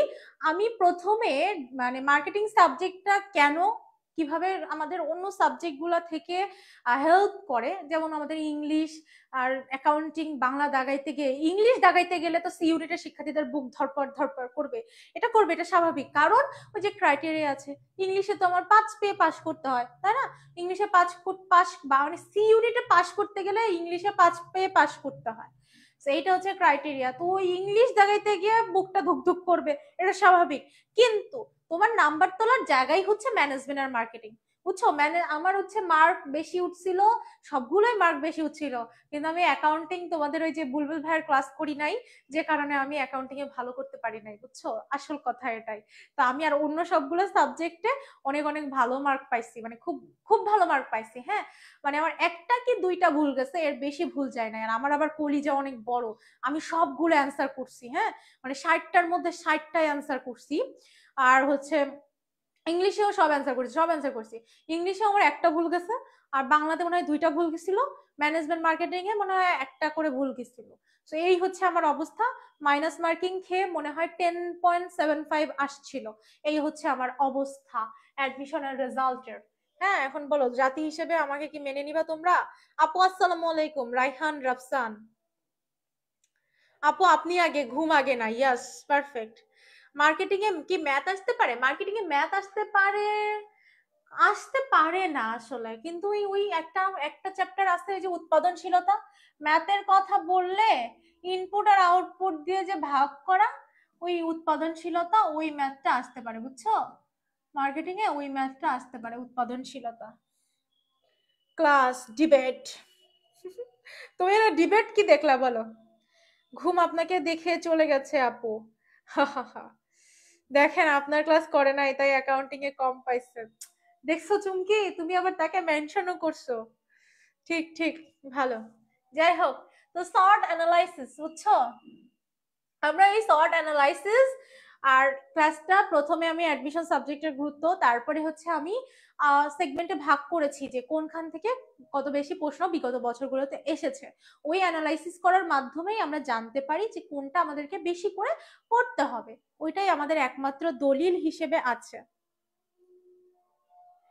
ওইটা আমাদের একমাত্র দলিল হিসেবে আছে। হ্যাঁ, আর হচ্ছে আমাদের যে যে টপিক গুলা থেকে রিডান্ডেন্সি বেশি বেশি প্রশ্ন আসে, সেইগুলাই আমাদের আমি স্লাইডে রেখেছি। তারপরে আমি সাজেশন হিসেবে বলে দিব যে এই যে এই টপিক গুলা বেশি বেশি করে দেখে যাবা। শেষ সময়ে তোমাদের এইটাই কিন্তু বেশি বেশি দরকার ছিল। আর 29 তারিখে আমি সাজেশন শিট তোমাদের লিংক দিয়ে দিব, ড্রাইভ লিংক, ওখান থেকে সবাই সাজেশন শিটটা 2 3 বার 4 বার পড়ে হাফেজ হয়ে পরীক্ষা হলে যাবা, ইনশাল্লাহ ভালো করে ফেলবা। এই হচ্ছে আমাদের মার্কেটিং এর কথাবার্তা। মার্কেটিং আপুর, স্নেহা আপুর ক্লাস করলে 1 2টা ভুল হতো না। আপু আপনি স্নেহা আপুর মার্কেটিং ক্লাস করছিলেন? স্নেহা আপুর মার্কেটিং ক্লাস করি নাই, এই জন্যই ওই 1টা 2টা ভুল গেছিল, বুঝছো? স্নেহা আপু তখন স্টুডেন্ট ছিল।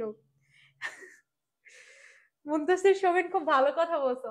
তো শর্ট অ্যানালাইসিসে আমাদের যে স্ট্রেংথ, উইকনেস, তারপরে হচ্ছে তোমার অপরচুনিটি আর থ্রেট, এই যে এই কথাগুলো আমি তো বলেই আসলাম।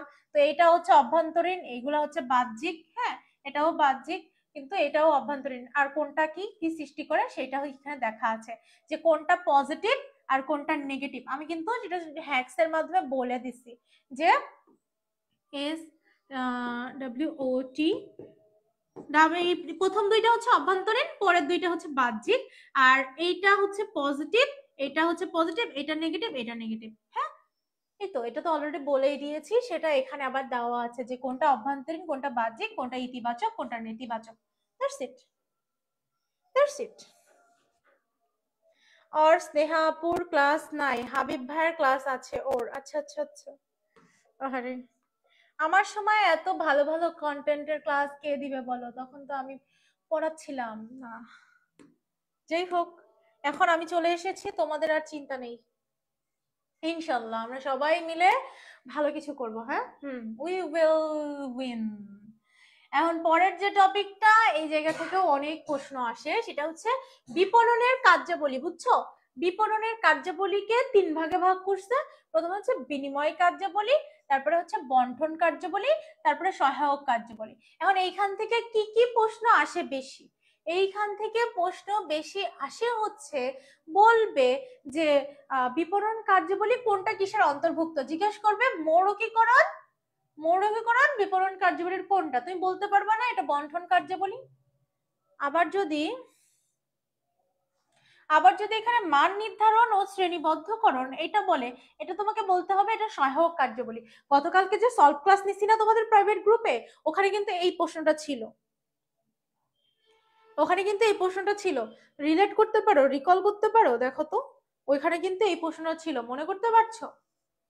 সো এইখান থেকে এই প্রশ্নটা যে ক্রয় কাকে বলে, ক্রয় হচ্ছে পণ্য বা সেবার একটা বিনিময় কাজ, তাই না? আর বিনিময় প্রক্রিয়ার প্রথম আর প্রধান কাজ কি? ক্রয়। সবার প্রথমে আমি মানে তোমার কি বলবো, আমার বিপণন প্রক্রিয়ার প্রথম এবং প্রধান কাজ কি? ক্রয় করা। আমি যদি সাপ্লায়ারের থেকে পণ্য টন্য না কিনি, আমি কি পণ্য বানাবো, মানে কি বানাবো আর কি বিক্রি করব, বিক্রি পরের কাজ, বিক্রি প্রধান কাজ, কিন্তু সবার প্রথমের কাজটা হচ্ছে ক্রয় করা। এটা যেন ভুল না হয়, সবার প্রথম কাজটা কি? ক্রয় করা। আমি যত ভালো র ম্যাটেরিয়াল কিনতে পারবো, আমার পণ্যটা আলটিমেটলি তত ভালো হবে, তাই না? কানাডা যাব, আমাকেও নিয়ে যাও। যাই হোক, বিপণনের কার্যাবলীর মধ্যে যে 3টা সেগমেন্ট তুমি দেখতে পাচ্ছ, এখান থেকে প্রশ্ন তাহলে কিভাবে হয়? এখান থেকে প্রশ্ন হয় বিপণন কার্যাবলীর প্রথমটা হচ্ছে বিনিময় কার্যাবলী হিসেবে 2টাই আছে বেচারা, ক্রয় আর বিক্রয়। বন্টন কার্যাবলীতে 3টা আছে, পরিবহন, গুদামজাতকরণ, মৌখিকরণ। সহায়ক কার্যাবলী হিসেবে আছে অর্থ সংস্থান, ঝুঁকি গ্রহণ, মান নির্ধারণ, শ্রেণীবদ্ধকরণ, বাজার তথ্য সংগ্রহ, বিক্রয়ত সেবা দান, ওয়ারেন্টি গ্যারান্টি আর কি। সো এইখান থেকেও কিন্তু অনেক অনেক বেশি প্রশ্ন আসে। আমি যে টপিকগুলো আজকে রাখছি, এই যে সাজেশন ক্লাস, তার মানে এই টপিকগুলো থেকে মোটামুটি 99% প্রশ্ন হওয়ার সম্ভাবনা আছে, আর 1% হচ্ছে তোমার কপালের উপরে ডিপেন্ড করে। হ্যাঁ,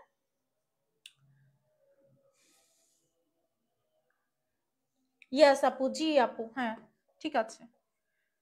তারপরে যে টপিকটা আমি নিয়ে কথা বলবো, বা যেই টপিকটা থেকে প্রশ্ন হবেই হবে, সেটা হচ্ছে আমার বাজার। বাজার কাকে বলে? বর্তমান ও সম্ভাব্য ক্রেতাদের সমষ্টি। বাজার হচ্ছে কি? কাস্টমারের সমষ্টি, তাই না?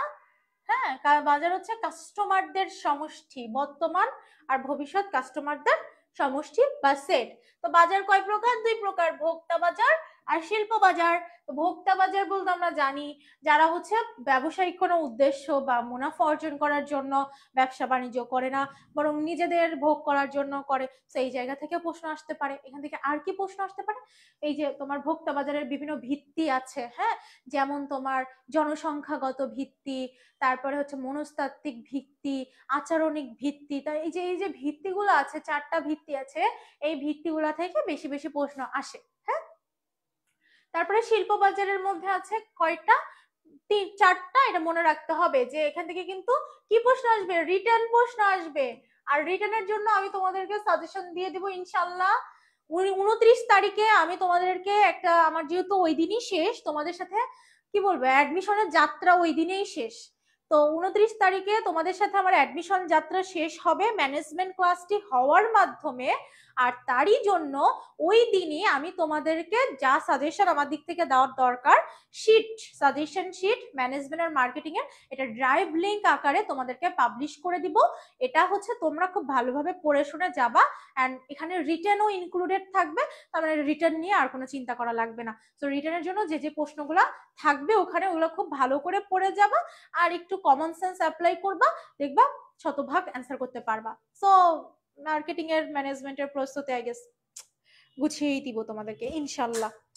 এর বাইরে প্রশ্ন টশ্ন হবে না ইনশাল্লাহ। হ্যাঁ, ওকে। তো বাজারের শ্রেণী বিভাগ, ভোক্তা বাজার, শিল্প বাজারের যে উপাদান মানে অন্তর্ভুক্ত যা যা আছে, এটা আমাদেরকে দেখতে হবে। এটা আমরা ভালো করে দেখে যাব। হ্যাঁ, সবাই ভালো করে দেখে যাব। তারপরে যেটা বলতেছিলাম, এইখান থেকে প্রতি বছর অসংখ্য প্রশ্ন আছে, অসংখ্য মানে অসংখ্য। সো এটা যতগুলো টপিক আমি দিলাম, তার মধ্যে এটা আরেকটা মানে তোমার ভাইরাল টপিক, হ্যাঁ খুবই ভাইরাল টপিক। তো ভোক্তাবাজার বিভক্তিকরণের যে ভিত্তি আছে, চারটা ভিত্তি, আমি একটু আগে কথা বলছিলাম না, চারটা ভিত্তি: ভৌগোলিক বিভক্তিকরণ, জনসংখ্যা বিষয়ক বিভক্তিকরণ, মনস্তাত্ত্বিক বিভক্তিকরণ, আচরণিক বিভক্তিকরণ। এখন এর মধ্যে থেকেও যদি আমি তোমাকে সাজেশন দিতে চাই, এর মধ্যে থেকেও সাজেশন দিতে চাইলে এইটা খুব খুব বেশি গুরুত্বপূর্ণ। এর মধ্যে থেকে সাজেশন দিতে চাইলে এই জায়গা থেকে জীবন ধাঁচ অনেক বেশি আসে, অনেক বেশি বলতে অনেক বেশি, এই জীবন ধাঁচ অনেক বেশি আসে। তারপরে সামাজিক শ্রেণী, তারপরে ব্যক্তিত্ব, এই তিনটা। মনস্তাত্ত্বিক বিভক্তিকরণ থেকে অনেক অনেক প্রশ্ন আসে, আসবে আসবে আসবে, আর কি বলবো বলো। তারপরে হচ্ছে আচরণিক বিভক্তিকরণের কি কি উপাদান আছে, এখান থেকে বেশি আসে হচ্ছে উপলক্ষ, সুবিধা, তারপরে যেটা আসার সম্ভাবনা মর্যাদা, হ্যাঁ শুধু মর্যাদা বলে দিতে পারে, সেই জায়গা থেকে অনেক বেশি প্রশ্ন আসে, একটা মনোভাব বেচারা। হ্যাঁ, তো তুমি যদি এইখান থেকেও তুমি বেছে বেছে পড়তে চাও, সেটাও আমি তোমাকে বলে দিচ্ছি। আবার বললো না যে আপু আমার পিডিএফ দেন, আপডেটেড পিডিএফ কিন্তু আমি দিব না। আমি ঠিক আছে, তুমি পিডিএফ চাবো, আমি তোমাকে পিডিএফ দিব, হ্যাঁ ফ্রিতেই পাবলিক, যেহেতু এটা হচ্ছে আমাদের প্রাইভেট গ্রুপে হচ্ছে না, এটা আমাদের কিন্তু পাবলিক গ্রুপে। আমি পিডিএফ দিব, কিন্তু দাগানো পিডিএফ পাওয়া না, বা পিডিএফ পাবো ফ্রেশ পিডিএফ, ওটা তুমি দাগায় টাগায় সুন্দর করে ক্লাসটা আবার দেখবা, দেখে আবার দাগাবা, নাইলে আমার সার্থকতা কি? হ্যাঁ, আমার কোনো সার্থকতা আছে? তুমি দাগানো পিডিএফ আমি তোমাকে আর দিব না, কারণ তোমরা নোট করো না। ওই যে পিডিএফ পেয়ে যাও দাগানো পিডিএফ, ওইটা হিসাবে ইউটিলাইজ করো। এই শেষ মুহূর্তে লাস্ট 2-3টা ক্লাস যদি সুন্দর করে নোট না করে পড়তে পারো, তুমি ঢাবিতে কিভাবে চান্স পাইতে যোগ্যতা রাখো? এটা তো প্রশ্ন তুলবে তোমাকে। জনসংখ্যা বিষয়ক বিভক্তিকরণ থেকে বেশি আসে হচ্ছে আমার আয়, পেশা, ধর্ম, শিক্ষা, বয়স। তো এইগুলোই অনেক অনেক বেশি প্রশ্ন আসে এখান থেকে, ঠিক আছে? অনেক বেশি প্রশ্ন এই 4-5টা থেকেই হয়। তারপরে ভৌগোলিক বিভক্তিকরণ, ভৌগোলিক বিভক্তিকরণে আবার শুধু অঞ্চল, শুধু ঘনত্ব, জলবায়ু, তারপরে এটাকে না দেই, হ্যাঁ আয়তন, এই যে এই জায়গাগুলা থেকে প্রতি বছর প্রশ্ন আসতেছে, এবছরও প্রশ্ন হবে। হ্যাঁ, মনস্তাত্ত্বিক বিভক্তিকরণে কি আগ্রহ থাকবে আপু? আগ্রহ, তুমি কি আগ্রহ লিখছো? করি আপু। এই যে সাবা, তুমি নোট করো, তুমি আর আরেকটা অপরাধী আমারে বলতে মনে হয় না চুমকি, শুনো তো সাবা তুমি হচ্ছে আরেকটা অপরাধী, তুমি যে নোট করো, তুমি এটা হচ্ছে মানে কি বলবো, মানুষকে জানাবা না? তুমি তো আমাদের যে গ্রুপ আছে সেই গ্রুপে এটা আপলোড করতে পারো, তুমি কি আপলোড করো না কেন? এটা তো তোমার তো আপলোড করা উচিত। যাই হোক, তুমি কি বললাম মনস্তাত্ত্বিক বিভক্তিকরণে আগ্রহ থাকবে কিনা? মনস্তাত্ত্বিক বিভক্তিকরণে সামাজিক শ্রেণী, জীবন ধাঁচ, ব্যক্তিত্ব আর আগ্রহ, আগ্রহ মনস্তাত্ত্বিক বিভক্তিকরণের অন্তর্ভুক্ত। তবে মানে হ্যাঁ এটাও এর মধ্যে আসবে, কিন্তু এইগুলা কিন্তু বেশি গুরুত্বপূর্ণ। হ্যাঁ, এই জন্য এখানে রাখা হয়েছে। আশা করি তোমরা সুন্দর করে নোট করতেছো, ভন্ডামি বাদ দে। ঠিক আছে, তারপরে গুরুত্বপূর্ণ টপিক হিসেবে তোমাদের সামনে প্রেজেন্ট হতে যাচ্ছে আমাদের ক্রেতার সিদ্ধান্ত গ্রহণ প্রক্রিয়া। তার আগে এখানে আমাদের বিভিন্ন এই যে বিভক্তিকরণ নিয়ে কয়েকটা কথাবার্তা দেওয়া আছে, যেহেতু স্লাইডটা তোমাদেরকে প্রোভাইড করব, এই জন্য কয়েকটা সাজেশনমূলক কথাবার্তা এখানে দেওয়া আছে। কি কি কথা বলছি আমি এখানে? ভোক্তার জ্ঞান, মনোভাব, ব্যবহার, পণ্যের প্রতি সাড়া, সে কেমন পণ্যটা চায় কি চায় না, তাদেরকে বিভিন্ন ভাগে ভাগ করা, সেটা আচরণিক বিভক্তিকরণ। মানে হচ্ছে ওই যে এর আগে যেটা আমরা দেখে আসলাম, ভোক্তার 4 ভাবে যে বিভক্তিকরণ, সেটা নিয়ে 2-4টা কথাবার্তা বলা আছে তোমাদের জন্য, তোমাদের উদ্দেশ্যে। এখন যেটা আমরা দেখব সেটা হচ্ছে ক্রেতার সিদ্ধান্ত গ্রহণ প্রক্রিয়া। একটা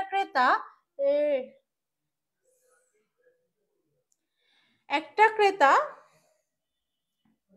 বইয়ে আগ্রহ আছে, হ্যাঁ বইয়ে আগ্রহ আছে। আগ্রহ মনস্তাত্ত্বিক বিভক্তিকরণের একটা উপাদান, ঠিক আছে?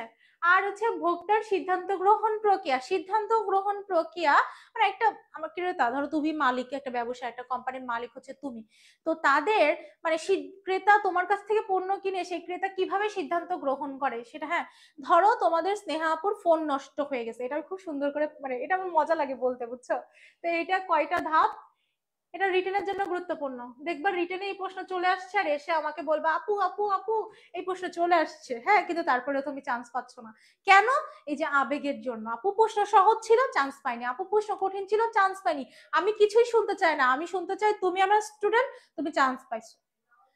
ঠিক আছে, তোমাকে এই জায়গাতে কোনো কম্প্রোমাইজ করলে হবে না। তুমি কিভাবে চান্স পাইতে হবে, চান্স পাওয়ার ওয়ে আমি তো তোমাকে বলে দিচ্ছি যে এক্সাম হল প্রেশার থাকবে, তুমি নার্ভাস হয়ে যাবা, তুমি ক দাগাইতে গিয়ে ঘ দাগাই দিবা, ঘ দাগাইতে গিয়ে ক দাগাই দিবা, আই ডোন্ট কেয়ার, বাট তোমাকে চান্স পাইতে হবে। কিভাবে চান্স পাইতে হবে? কারণ তুমি বারবার বেশি বেশি মডেল টেস্ট দিবা, তুমি বেশি বেশি প্র্যাকটিস করে যাচ্ছ, তুমি জানো যে আমাকে ঢাবি আমাকে নিবে না, আমার না নেওয়ার জন্যই উনি পরীক্ষা দিচ্ছে। আমি বারবার সবাইকে বলি যে অ্যাডমিশনের ক্লাসটাই হয় কিসের জন্য, অ্যাডমিশনের সবকিছুই চলে যে আমি তোমাকে নিব না, তোমাকে বাদ দেওয়ার পরীক্ষা, তোমাকে নেওয়ার কিন্তু পরীক্ষা তারা নেয় না। সো এই জন্যই তোমাকে চান্স পেয়ে তাদেরকে দেখাইতে হবে যে ইউ আর রং ঢাবি, দেখো আমাকে, দেখো আমি এসেছি, তুমি বাদ, তুমি পরে, এখন আমাকে দেখতে হবে আমি এসেছি। তো তোমাকে এই তুমি জানো যে কেন কিভাবে তোমাকে আটকাইতে পারে, তো ঠিক সেটার জন্যই কিন্তু তোমাকে প্রিপেয়ার হতে হবে আগে থেকেই, বেশি বেশি প্র্যাকটিস করতে হবে। তোমার তুমি যদি নার্ভাস হয়ে যাও তুমি মেডিটেশন করো, তুমি সৃষ্টিকর্তার কাছে প্রার্থনা করো, বাট তুমি নেভার গিভ আপ। তুমি জানো কারণগুলো, যে হ্যাঁ দেখো একটা মানুষের বিবেকে কিন্তু সবকিছু, যে হ্যাঁ আমি জানি আমি কোন জায়গায় ভুল করতেছি, আমি জানি আমার কোন জায়গায় দুর্বলতা, আমি জানি আমি কোন আমার কোন সাবজেক্টটাতে স্ট্রেংথ আছে, আমি কোন সাবজেক্টটাতে খুব ভালো করতে পারি। তো এই জায়গাগুলো কিন্তু তুমি জানো, একমাত্র তুমি এবং তোমার বিবেকে কিন্তু এই এই যে ব্যাটলটা, এটা কিন্তু পাশ করায় দিতে হেল্প করবে। দেখা গেল তোমার শুধুমাত্র লক্ষ্য ছিল যে তুমি ঢাকা বিশ্ববিদ্যালয়ে চান্স পাবা, বাট তোমার হয়ে গেল ঢাকা বিশ্ববিদ্যালয়ের প্রথম স্থান অধিকারকারীর তকমাটা তুমি পেয়ে গেলা, কেমন লাগবে বলো তো? কারণ তুমি স্মার্টলি হার্ডওয়ার্ক করেছো, তুমি আগে থেকেই জাস্ট তোমাকে নিয়ে ভেবেছো। হ্যাঁ, আমাদের কিন্তু যেই জিনিসটা করতে হয় সেটা নিজেকে নিয়ে ভাবা, নো দাই সেলফ, তাই না? নিজেকে নিজে জানো, নিজেকে নিজে চেনো, আগে নিজের দুর্বলতা নিজে ফাইন্ড আউট করো, সেটাকেই কাজ করো, সেটাকেই ভেঙে চুরে ঠিক করে ফেলো। ক্যামেরা নাচুক আর যা নাচুক আর বোর্ড উড়ে যাক, তুমি আমার কন্টেন্ট দেখতে পাচ্ছ, আমার কথা শুনতে পাচ্ছ এবং আমাকে একটু দেখতে পাচ্ছ, ভালো দেখা না গেলেও হবে, কিন্তু কন্টেন্টের দিকে ফোকাস করতে হবে আর কি বলতেছে এই কথার দিকে ফোকাস করতে হবে। হ্যাঁ, হ্যাঁ আগ্রহ হবে, তবে ওইটা বেশি আসে। এখন ক্রেতার সিদ্ধান্ত গ্রহণ প্রক্রিয়া, একটা ক্রেতা তার কোনো পণ্য কেনার সিদ্ধান্ত 5 ভাবে নেয়। কারণ 5 ভাবে কি কি? প্রথমে তোমাদের স্নেহা আপুর ফোন নষ্ট হয়ে গেছে, এই ফোন আর চলতেছে না, তাইলে তার একটা নতুন ফোন লাগবে, এই যে তার প্রয়োজনটা শনাক্তকরণ করলাম। এখন আমি তথ্য নিব যে প্রয়োজন শনাক্ত, হ্যাঁ আমার প্রয়োজন, এটা একটা প্রয়োজন, হ্যাঁ আমার ফোন নাই, এখন এটা আমার প্রয়োজন না, তোমাদের সাথে কমিউনিকেট করা, ফ্যামিলির সাথে কমিউনিকেট করা, সবার সাথে কমিউনিকেট করা, সবার সাথে কথাবার্তা বলার জন্য ফোনটা তো অনেক প্রয়োজন, বুঝছো? তো এই যে প্রয়োজনটা শনাক্তকরণ করলাম, তারপরে আমি এখন খুঁজবো যে কোন জায়গায় আমি ভালো দামে ভালো ফোন, অফিসিয়াল ফোন, ভালো ফোনটা পাবো।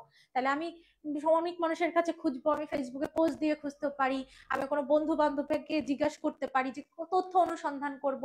তারপরে হচ্ছে আমি কি কি, আমার অনেক ধরনের ফোন আছে, আইফোন আছে, স্যামসাং আছে, ভিভো আছে, রিডমি আছে, রিয়েলমি আছে, হাবিজাবি কত কিছু আছে, সে আমি বিকল্পগুলা যাচাই বাছাই করবো যে কোনটা আমার জন্য অ্যাপ্রোপ্রিয়েট, কোনটা আমি নিব, সেটা বাছাই করে আমি একটা ক্রয় করার জন্য সিদ্ধান্ত গ্রহণ করব। সবগুলো তো আমি কিনতে পারবো না, কারণ সবগুলো কেনার আমার টাকা নাই, তো যে কোনো একটা আমি কিনবো, কিনে আমি ক্রয় উত্তর আচরণ, মানে সেটার আবার ওয়ারেন্টি গ্যারান্টি যা যা আছে সেটার জন্য,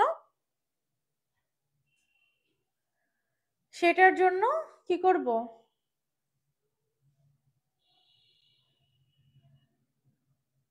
ইয়াস, সো ক্রয়োত্তর আচরণ মানে কি, ওয়ারেন্টি গ্যারান্টি সার্ভিস টার্ভিস দিব, তার মানে একটা ভোক্তা ক্রয় সিদ্ধান্ত নেয় 5টি ধাপের মাধ্যমে।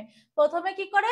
প্রয়োজন শনাক্তকরণ করে, তারপর তথ্য অনুসন্ধান করে, বিকল্প সমূহ মূল্যায়ন, ক্রয় সিদ্ধান্ত, ক্রয়োত্তর আচরণ। সো ক্রয়, এইটা হচ্ছে ক্রয়ের 5টি ধাপ, যেখান থেকে প্রশ্ন হতে পারে প্রথম ধাপ কোনটি এবং শেষ ধাপ কোনটি। এই প্রশ্ন অনেক বেশি আসে, প্রথম ধাপ কোনটি, শেষ ধাপ কোনটি। তো তোমাকে মনে রাখতে হবে প্রথম ধাপ প্রয়োজন শনাক্তকরণ এবং শেষ ধাপ, কথা কি বোঝা যাচ্ছে? শেষ ধাপ ক্রয়োত্তর আচরণ, ঠিক আছে?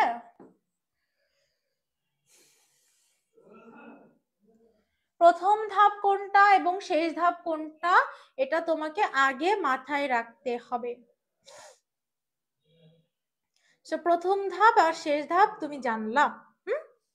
ঠিক আছে, এখান থেকে কি প্রশ্ন হবে বলে দিলাম। তারপরে কি প্রশ্ন হবে চলো বলে দেই। এখান থেকে প্রশ্ন আসবে যে এইটা, হ্যাঁ এইটা যে একটা নতুন পণ্য ক্রয় করার জন্য ক্রেতার সিদ্ধান্ত গ্রহণ প্রক্রিয়াটা কেমন হয়। হ্যাঁ, ক্রেতার সিদ্ধান্ত গ্রহণ প্রক্রিয়াটা কেমন হয়। হ্যাঁ, ক্রেতা কিভাবে সিদ্ধান্ত গ্রহণ করে, সিদ্ধান্ত গ্রহণ প্রক্রিয়া। সে আগে এই যে আমি এইটা দিয়ে এটাকে আমি আইডেন্টিফাই করব, এ আই এই টি এ, এইটা। হ্যাঁ, তার মানে একটা নতুন পণ্য কেনার জন্য এ ফর অ্যাওয়ারনেস এখানে দেওয়া আছে, awareness, interest, evaluation and then হচ্ছে ট্রায়াল, তারপরে হচ্ছে অ্যাডাপশন।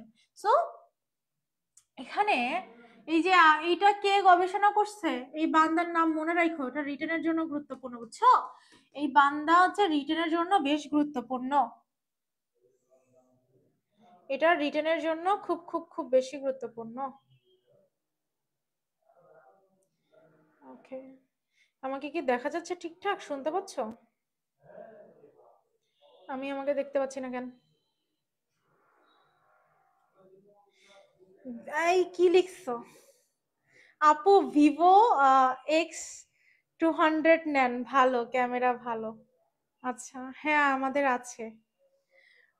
ঠিক আছে, এইটা তো হচ্ছে অবগতি, আগ্রহ, মূল্যায়ন, যাচাইকরণ, তারপর গ্রহণ। তো এই যে একটা নতুন পণ্য ক্রয় করার ক্ষেত্রে সিদ্ধান্ত গ্রহণের যে প্রক্রিয়া সেটা হচ্ছে 5 ভাগে বিভক্তকরণ করা হয়, 5 ভাবে বিভক্তকরণ করা হয়। দেখা যায় না, দাঁড়াও, এখন দেখা যাচ্ছে, এখন ঠিক আছে? একটু নেটওয়ার্ক সমস্যা করতেছে, বুঝছো? এখন দেখতে পাচ্ছ? নেটওয়ার্ক সমস্যা। স্যামসাং বেস্ট, হ্যাঁ স্যামসাং খুবই ভালো। স্যামসাং এ না মানে যেভাবে ছবি তোলাটা অনেক বেশি ফর্সা বানায় দেয়। আর মাইশা তুমি তো অনেক বেশি ফর্সা, আরো ফর্সা, মানে আমাকেও অনেক বেশি ফর্সা বানায় দেয় স্যামসাং। হ্যাঁ, আরে লেজিট কালারটা দেয় না, ফর্সা বানায় দেয়। এখন কি ঠিক আছে? এখন কি ঠিক আছে এটা বলো তো আমাকে। নেট সমস্যার কারণে এরকমটা হচ্ছে।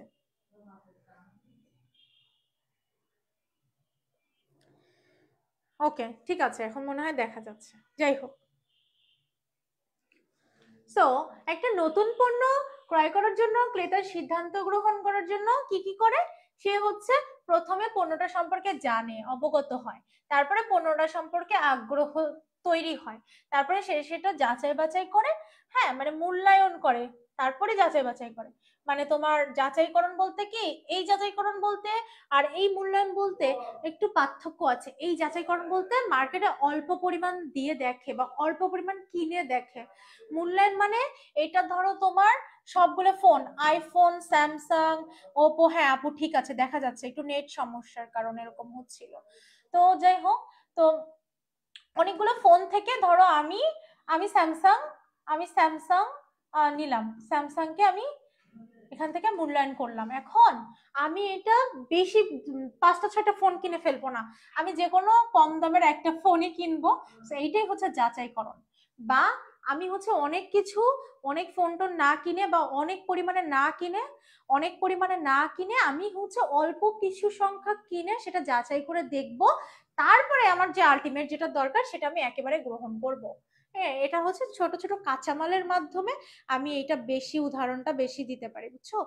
যেমন ধরো বাজারে একটা চিপস আসছে, এখন আমার দরকার, আমি হচ্ছে 100টা চিপস কিনবো। হ্যাঁ, আমার চিপস কেনার উদ্দেশ্যে আমি 100টা চিপস কিনবো, তবে সেইটা আমি আগে মূল্যায়ন করার জন্য অল্প পরিমাণে কিনলাম, সেটাই হচ্ছে আমার যাচাইকরণ, হ্যাঁ, তারপরে যদি ভালো লাগে আমি সম্পূর্ণভাবে 100টা চিপসই নিব। তো বুঝতে পারছো এখান থেকে প্রথম ধাপ কোনটি এবং শেষ ধাপ কোনটি। তবে তোমার এখানে রিটেনের প্রশ্ন আসার সম্ভাবনা আছে যে কয়টি ধাপ, কয়টি সেটা তোমাকে মনে রাখতে হবে, যে কয়টি নতুন পণ্য ক্ষেত্রে ক্রেতার সিদ্ধান্ত গ্রহণ প্রক্রিয়া কয়টি, এটা তোমাকে মনে রাখতে হবে। তারপরে এই যে নতুন পণ্য গ্রহণের যে তোমার সময় অনুযায়ী কারা আগে গ্রহণ করে আর কারা পরে গ্রহণ করে, হ্যাঁ, তো এটাকে ভাগ করা হয়েছে 5 ভাগে। সময় অনুযায়ী ক্রেতাদেরকে ভাগ করা হয়েছে 5 ভাগে। হ্যাঁ, প্রবর্তনকারী যারা সবাই আগে কিনে, তারপরে দ্রুত গ্রহণকারী, এটা কত পার্সেন্ট, এই পার্সেন্টেজটা কিন্তু মনে রাখতে হবে। এখানে হচ্ছে 2.5%। প্রবর্তনকারী কারা, তারপরে প্রাথমিক বা দ্রুত গ্রহণকারী কারা।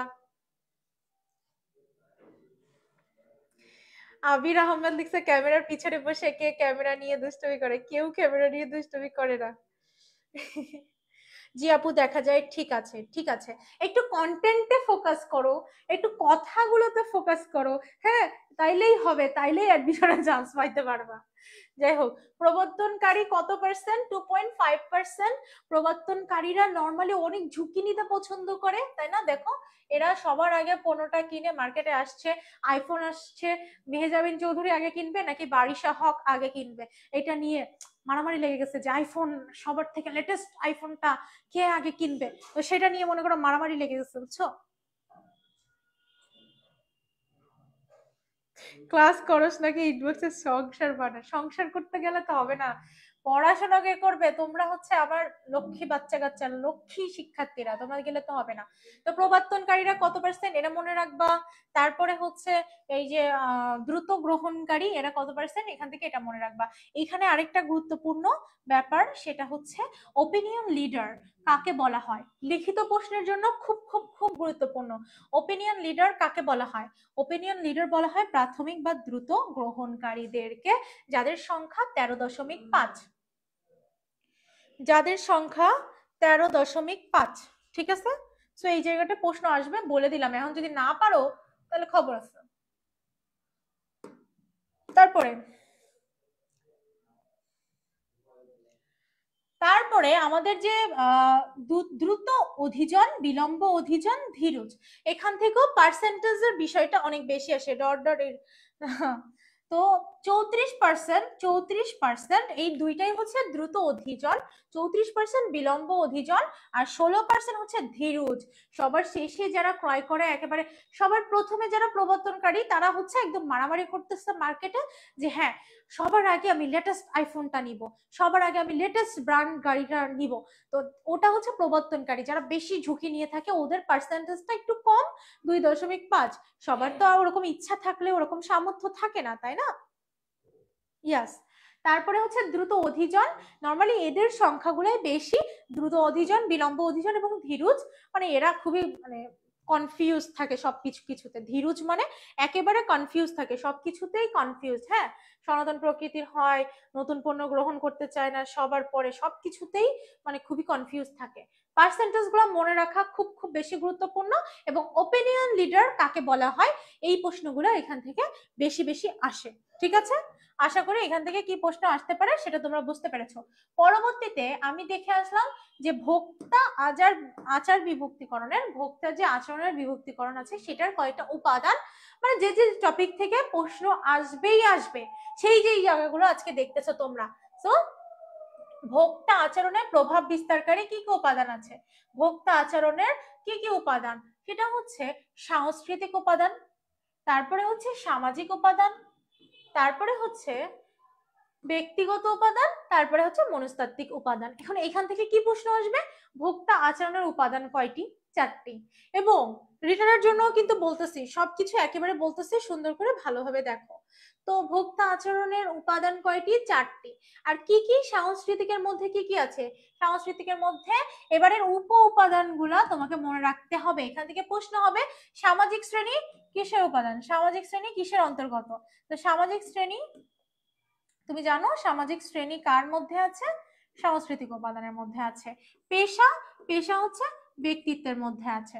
হ্যাঁ, তো এই আর মনস্তাত্ত্বিকের মধ্যে যদি আসে প্রেষণা, তাহলে তুমি বলতে পারবা এটা মনস্তাত্ত্বিক। তারপরে এখান থেকে যদি মর্যাদা বা নির্দেশক দল দিয়ে দেয়, তোমাকে বলতে হবে এটা সামাজিক।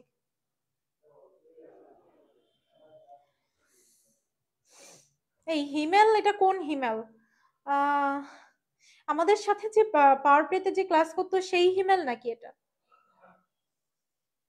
ঠিক আছে, তো এই জায়গা থেকে অনেক অনেক বেশি প্রশ্ন আসে, যেটা আমি দেখা দিলাম। এবার অনেক তো দেখলাম, অনেক দেখলাম না যে হচ্ছে ভোক্তা বাজার বিভক্তিকরণের যে ভিত্তি ছিল, হ্যাঁ, ভৌগোলিক বিভক্তিকরণের ভিত্তি, জনসংখ্যাগত বিভক্তিকরণ ভিত্তি, আচরণগত, মনস্তাত্ত্বিক, চারটা আমরা দেখছি।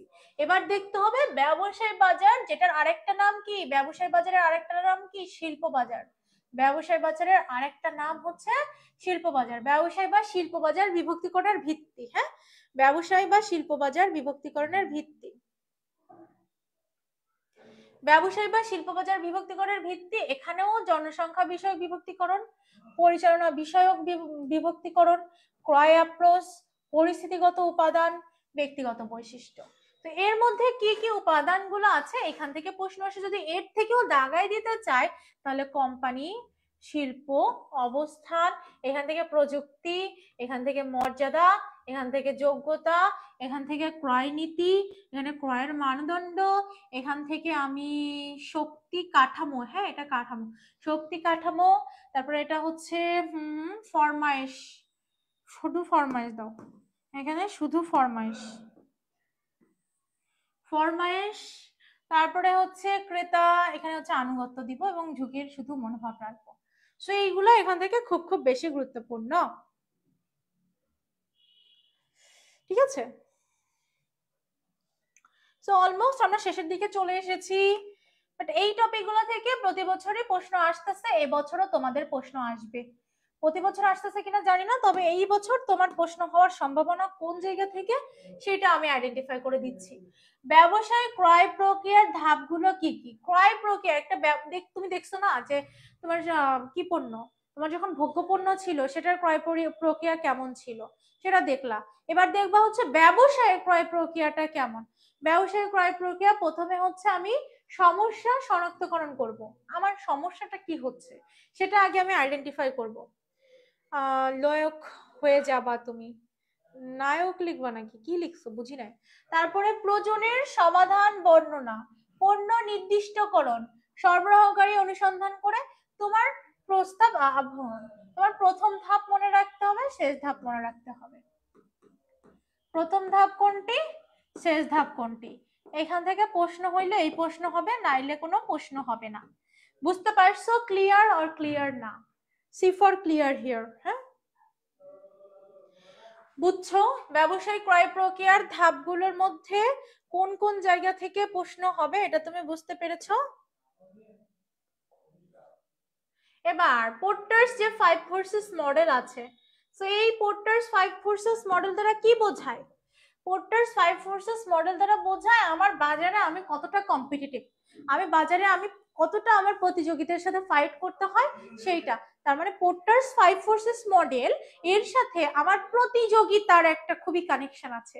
প্রতিযোগিতা এই শব্দটা খুবই রিলেটেড না। আমার আত্মা আছে ক্লাসে, হ্যাঁ আমি ওকে বলেছি, ওর আত্মা ক্লাসে, ও ঘুমায়, হ্যাঁ। সো পোর্টার্স 5 ফোর্সেস মডেল যার সাথে একটা শব্দ খুব বেশি কানেক্টেড সেটি হচ্ছে প্রতিযোগিতা, সেটা হচ্ছে প্রতিযোগিতা। পোর্টার্স 5 ফোর্সেস মডেল, হ্যাঁ পোর্টার্স 5 ফোর্সেস এই মডেলের মাধ্যমে আমরা কি কি জানতে পারি, আমাদের মার্কেটে প্রতিযোগিতা কেমন, মার্কেটে আমি কত বেশি প্রতিযোগিতা ফেস করব সেটা জানতে পারি এই অ্যানালাইসিস করার মাধ্যমে।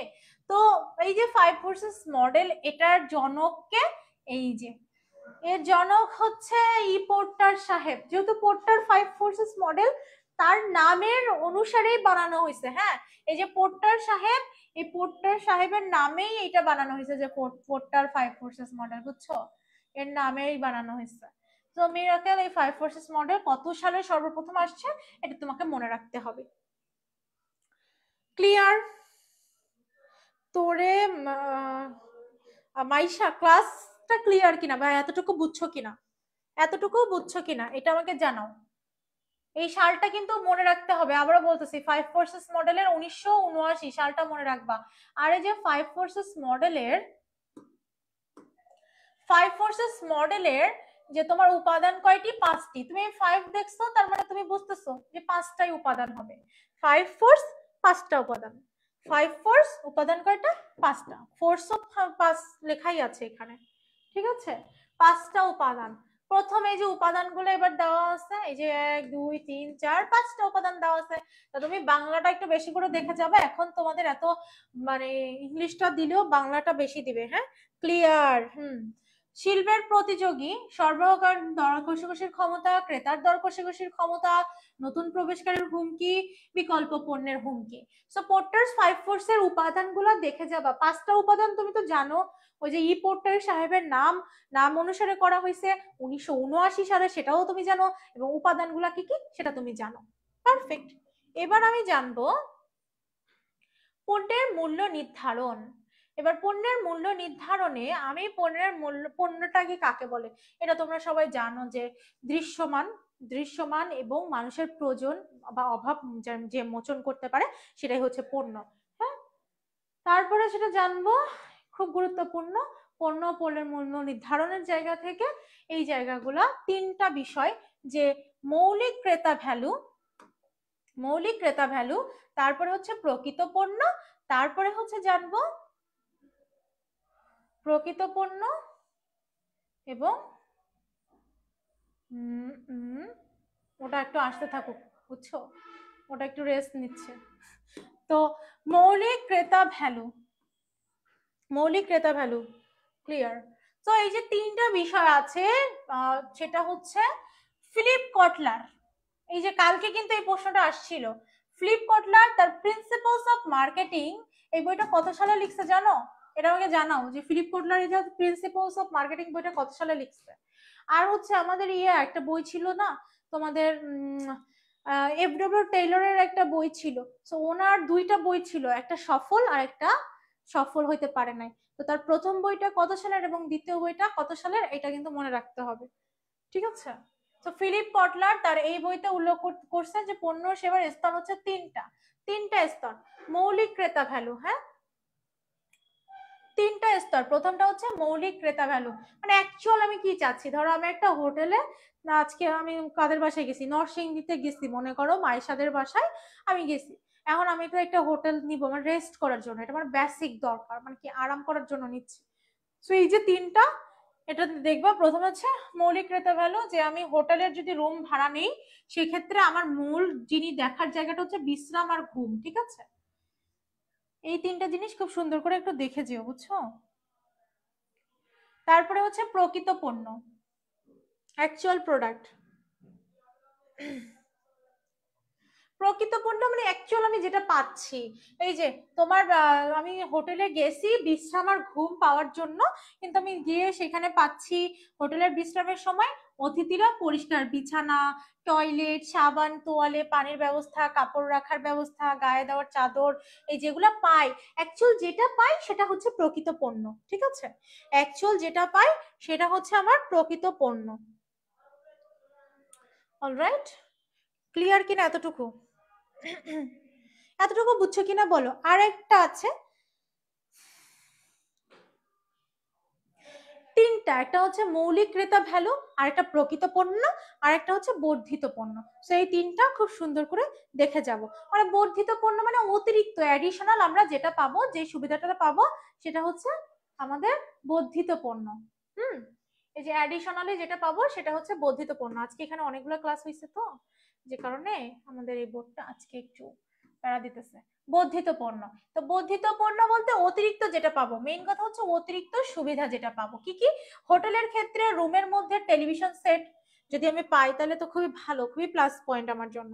যদি আমি হোটেলের মধ্যে মানে টেলিভিশন পাই, তারপরে একটা তাজা তাজা ফুল পাই, এগুলো কি সুন্দর না? এগুলো তো ভালো, তাজা ফুল পাই, লিফট পাই, অনেক হোটেলে থাকে না, রুচিসম্মত খাবার, রুম সার্ভিসের ব্যবস্থা, এইগুলো যদি পাই তাহলে কি আমার জন্য ভালো না বলো?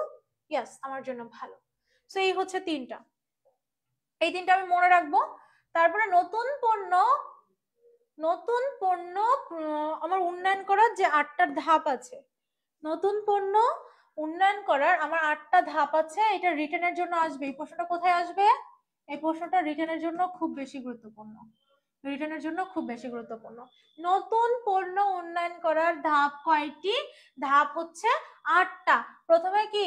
ধারণা সংগ্রহ, ধারণা বাছাই করব, ধারণা উন্নয়ন ও পরীক্ষা করব, বাজারজাতকরণ কৌশল উন্নয়ন করব, বাজারজাতকরণ বিশ্লেষণ করব, পণ্য উন্নয়ন করব, পরীক্ষামূলক বাজারজাতকরণ বিশ্লেষণ করব, বাণিজ্যিকীকরণ করব। ঠিক আছে? সো এই যে আমার একটা নতুন পণ্য উন্নয়ন করার জন্য কয়টা ধাপ মানতে হবে? 8টা ধাপ। ঠিক আছে? সো এই হচ্ছে 8টা ধাপ আমি মানবো। তো এখানে রিটার্নের জন্য খুব খুব বেশি গুরুত্বপূর্ণ। এবার আসি পণ্যের জীবন চক্র। পণ্য জীবন চক্র কাকে বলে বলো?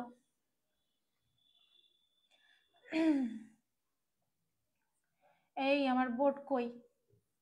পণ্যের জীবন চক্র।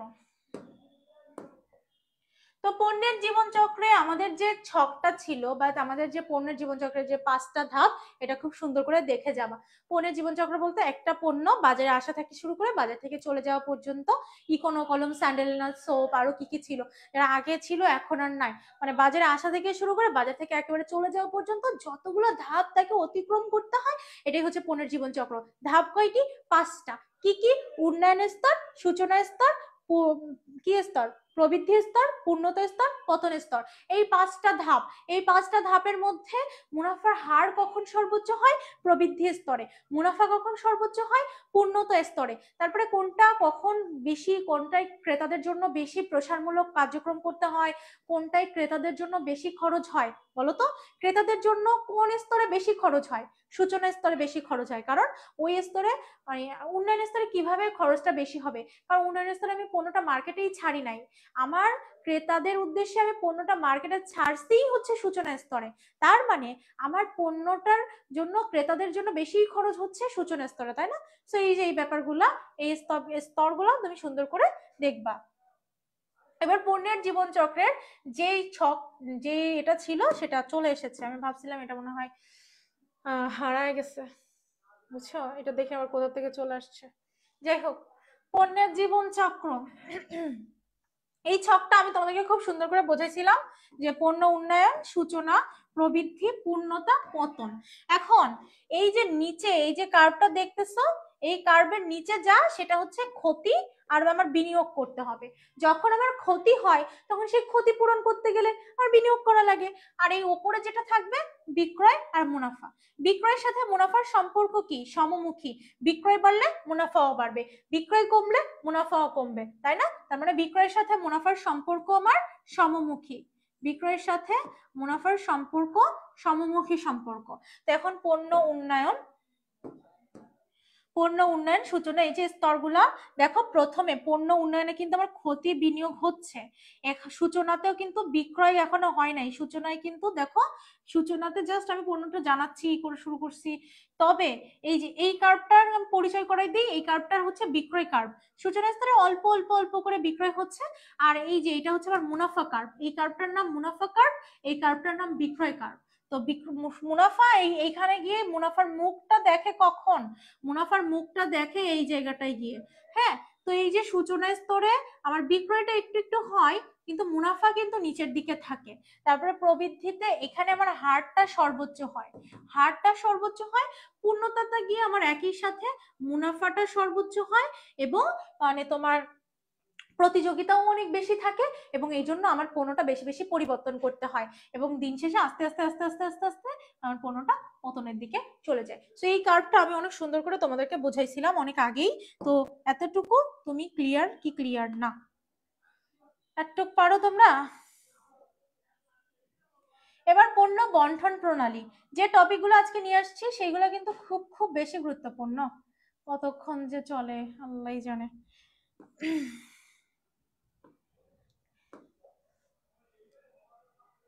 আপু এনার্জি লো? আরে এনার্জি লো তো না, অসুস্থ টসুস্থ না, অসুস্থ না, আমি খুবই পারফেক্ট আছি, আমি খুবই চিল আছি, বুঝছো?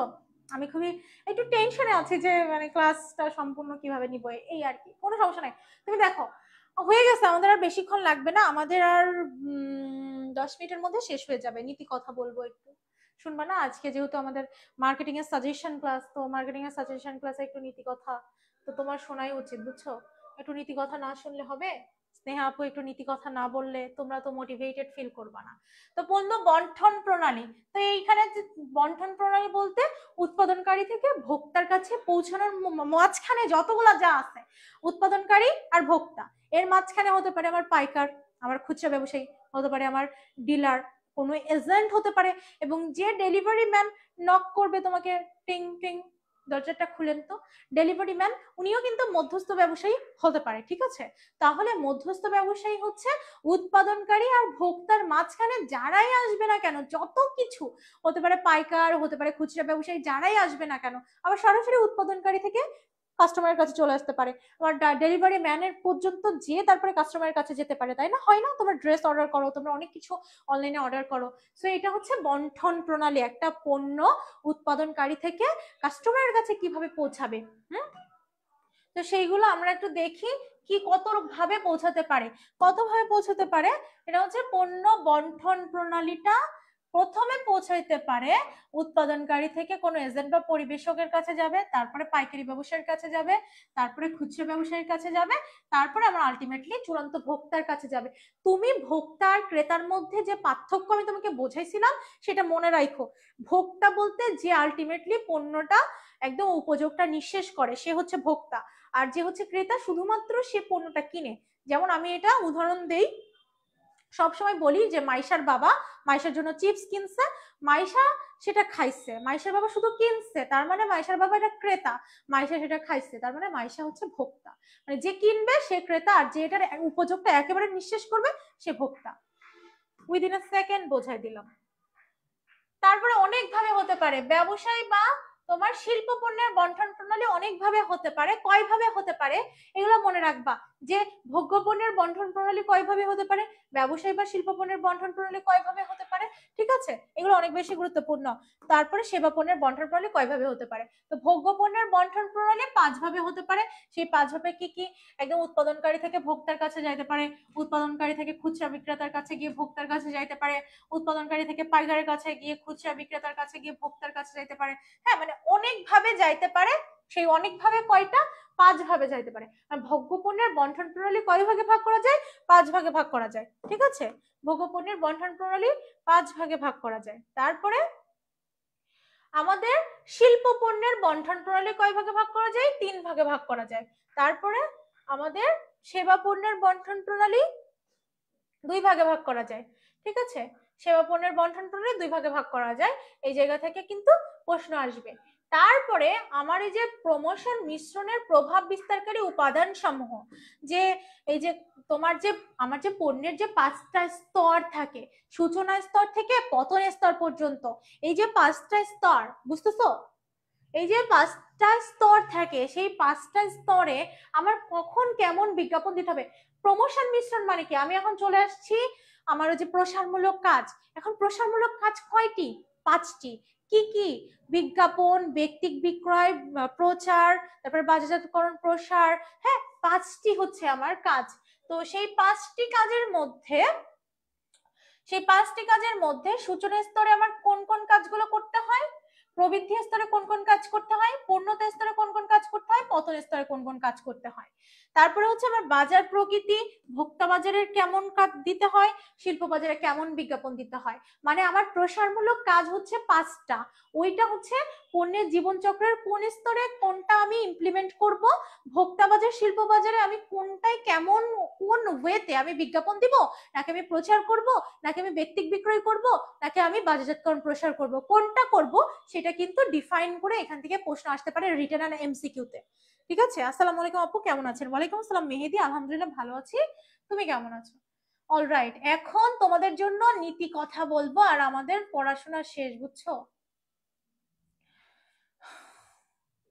শেষ।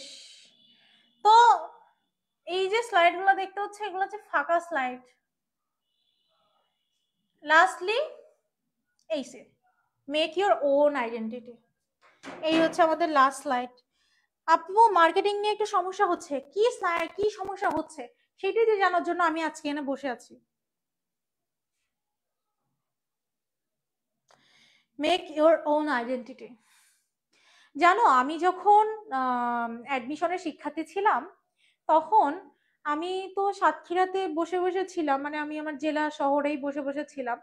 তখন সিনিয়র ভাইয়া আপুরা আসতো, এসে বলতো হ্যাঁ যে আমি অমুক, আমি হচ্ছে মাসুদ রানা, আমি সহজ কথাই বলি, আমি মাসুদ রানা কাজল, আমি ঢাকা বিশ্ববিদ্যালয়ে পড়াশোনা করছি, আমি তমুক, আমি অমুক, আমি এই বিশ্ববিদ্যালয়ে পড়ি, আমি খুলনা বিশ্ববিদ্যালয়ে পড়ি, আমি রাজশাহী বিশ্ববিদ্যালয়ে পড়ি।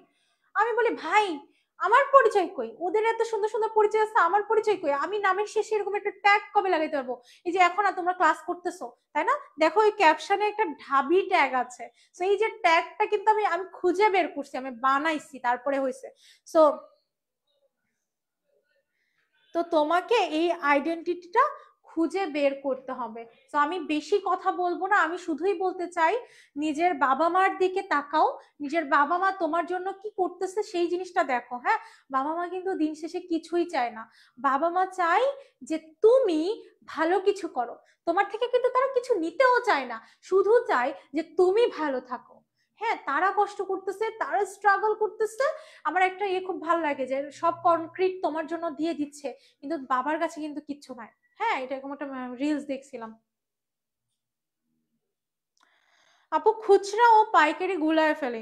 পাইকারি হচ্ছে যেটা অনেক বেশি পরিমাণে কিনতে হয়, যেখানে তুমি কম পরিমাণে কিনতে পারবা না। আর খুচরাতে তুমি একটা দুইটা কিনতে পারবা, ধরো তোমার একটা কলম লাগবে, একটা খাতা লাগবে, তুমি খুচরা ব্যবসায়ী বা মুদি দোকান থেকে বা আশেপাশে স্টেশনারি দোকান থেকে নিতে পারবা। বাট তুমি যখন পাইকারি ব্যবসায়ীর কাছে যাবা, হোলসেল, তারা হচ্ছে 100টা 200টার নিচে বিক্রি করে না। এটাই হচ্ছে মেইন ডিফারেন্সটা। ঠিক আছে। সো হোপফুলি আমি তোমাদের মার্কেটিং এর যে যে কোর টপিক গুলা ছিল, যে যে ইম্পর্টেন্ট প্লেস গুলা ছিল, আমি তোমাদেরকে এই জায়গাগুলো দেখাইতে পারছি। এন্ড আমার 29 তারিখে ম্যানেজমেন্টের সাজেশন ক্লাস আছে, ওই দিন আমি তোমাদেরকে সাজেশন শিটটা প্রোভাইড করে দিব। ঠিক আছে, তো ওই দিন সব সাজেশন গুলো পেয়ে যাবে। তো তোমরা লক্ষ্মী বাচ্চা একটু নিজের আইডেন্টিটি বানাও।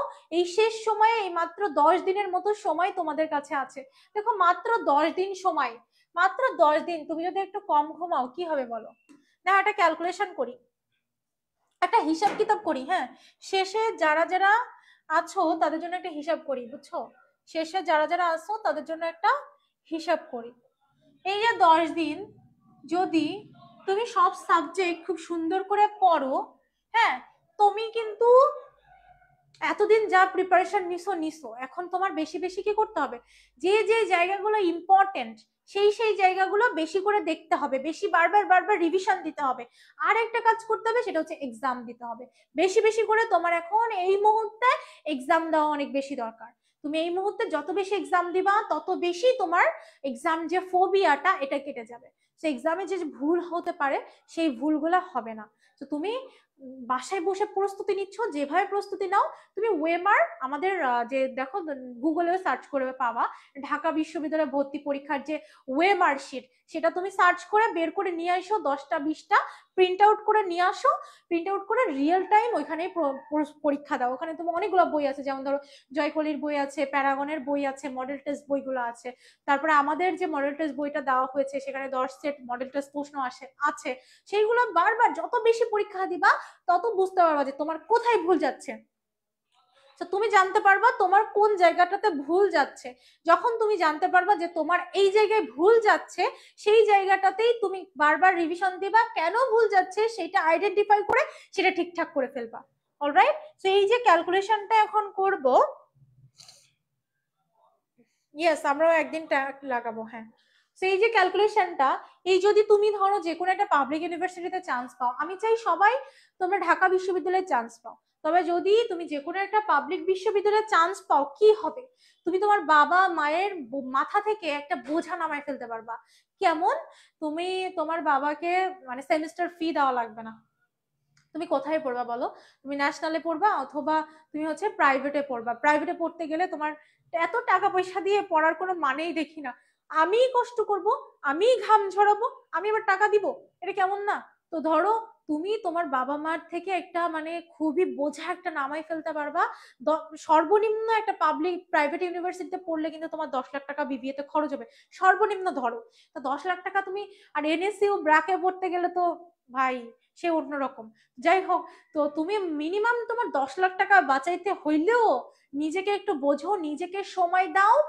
বারবার আমি বলি যে নিজের কাছে জিজ্ঞেস করো, নিজের কাছে কোশ্চেন করো। হ্যাঁ, যে কোন জায়গাটায় তোমার সমস্যা, সেই জায়গাটায় ফাইন্ড আউট করে সেই জায়গাটায় কাজ করো। দিন শেষে তোমার জয় হবে খুব শীঘ্রই, ইনশাল্লাহ।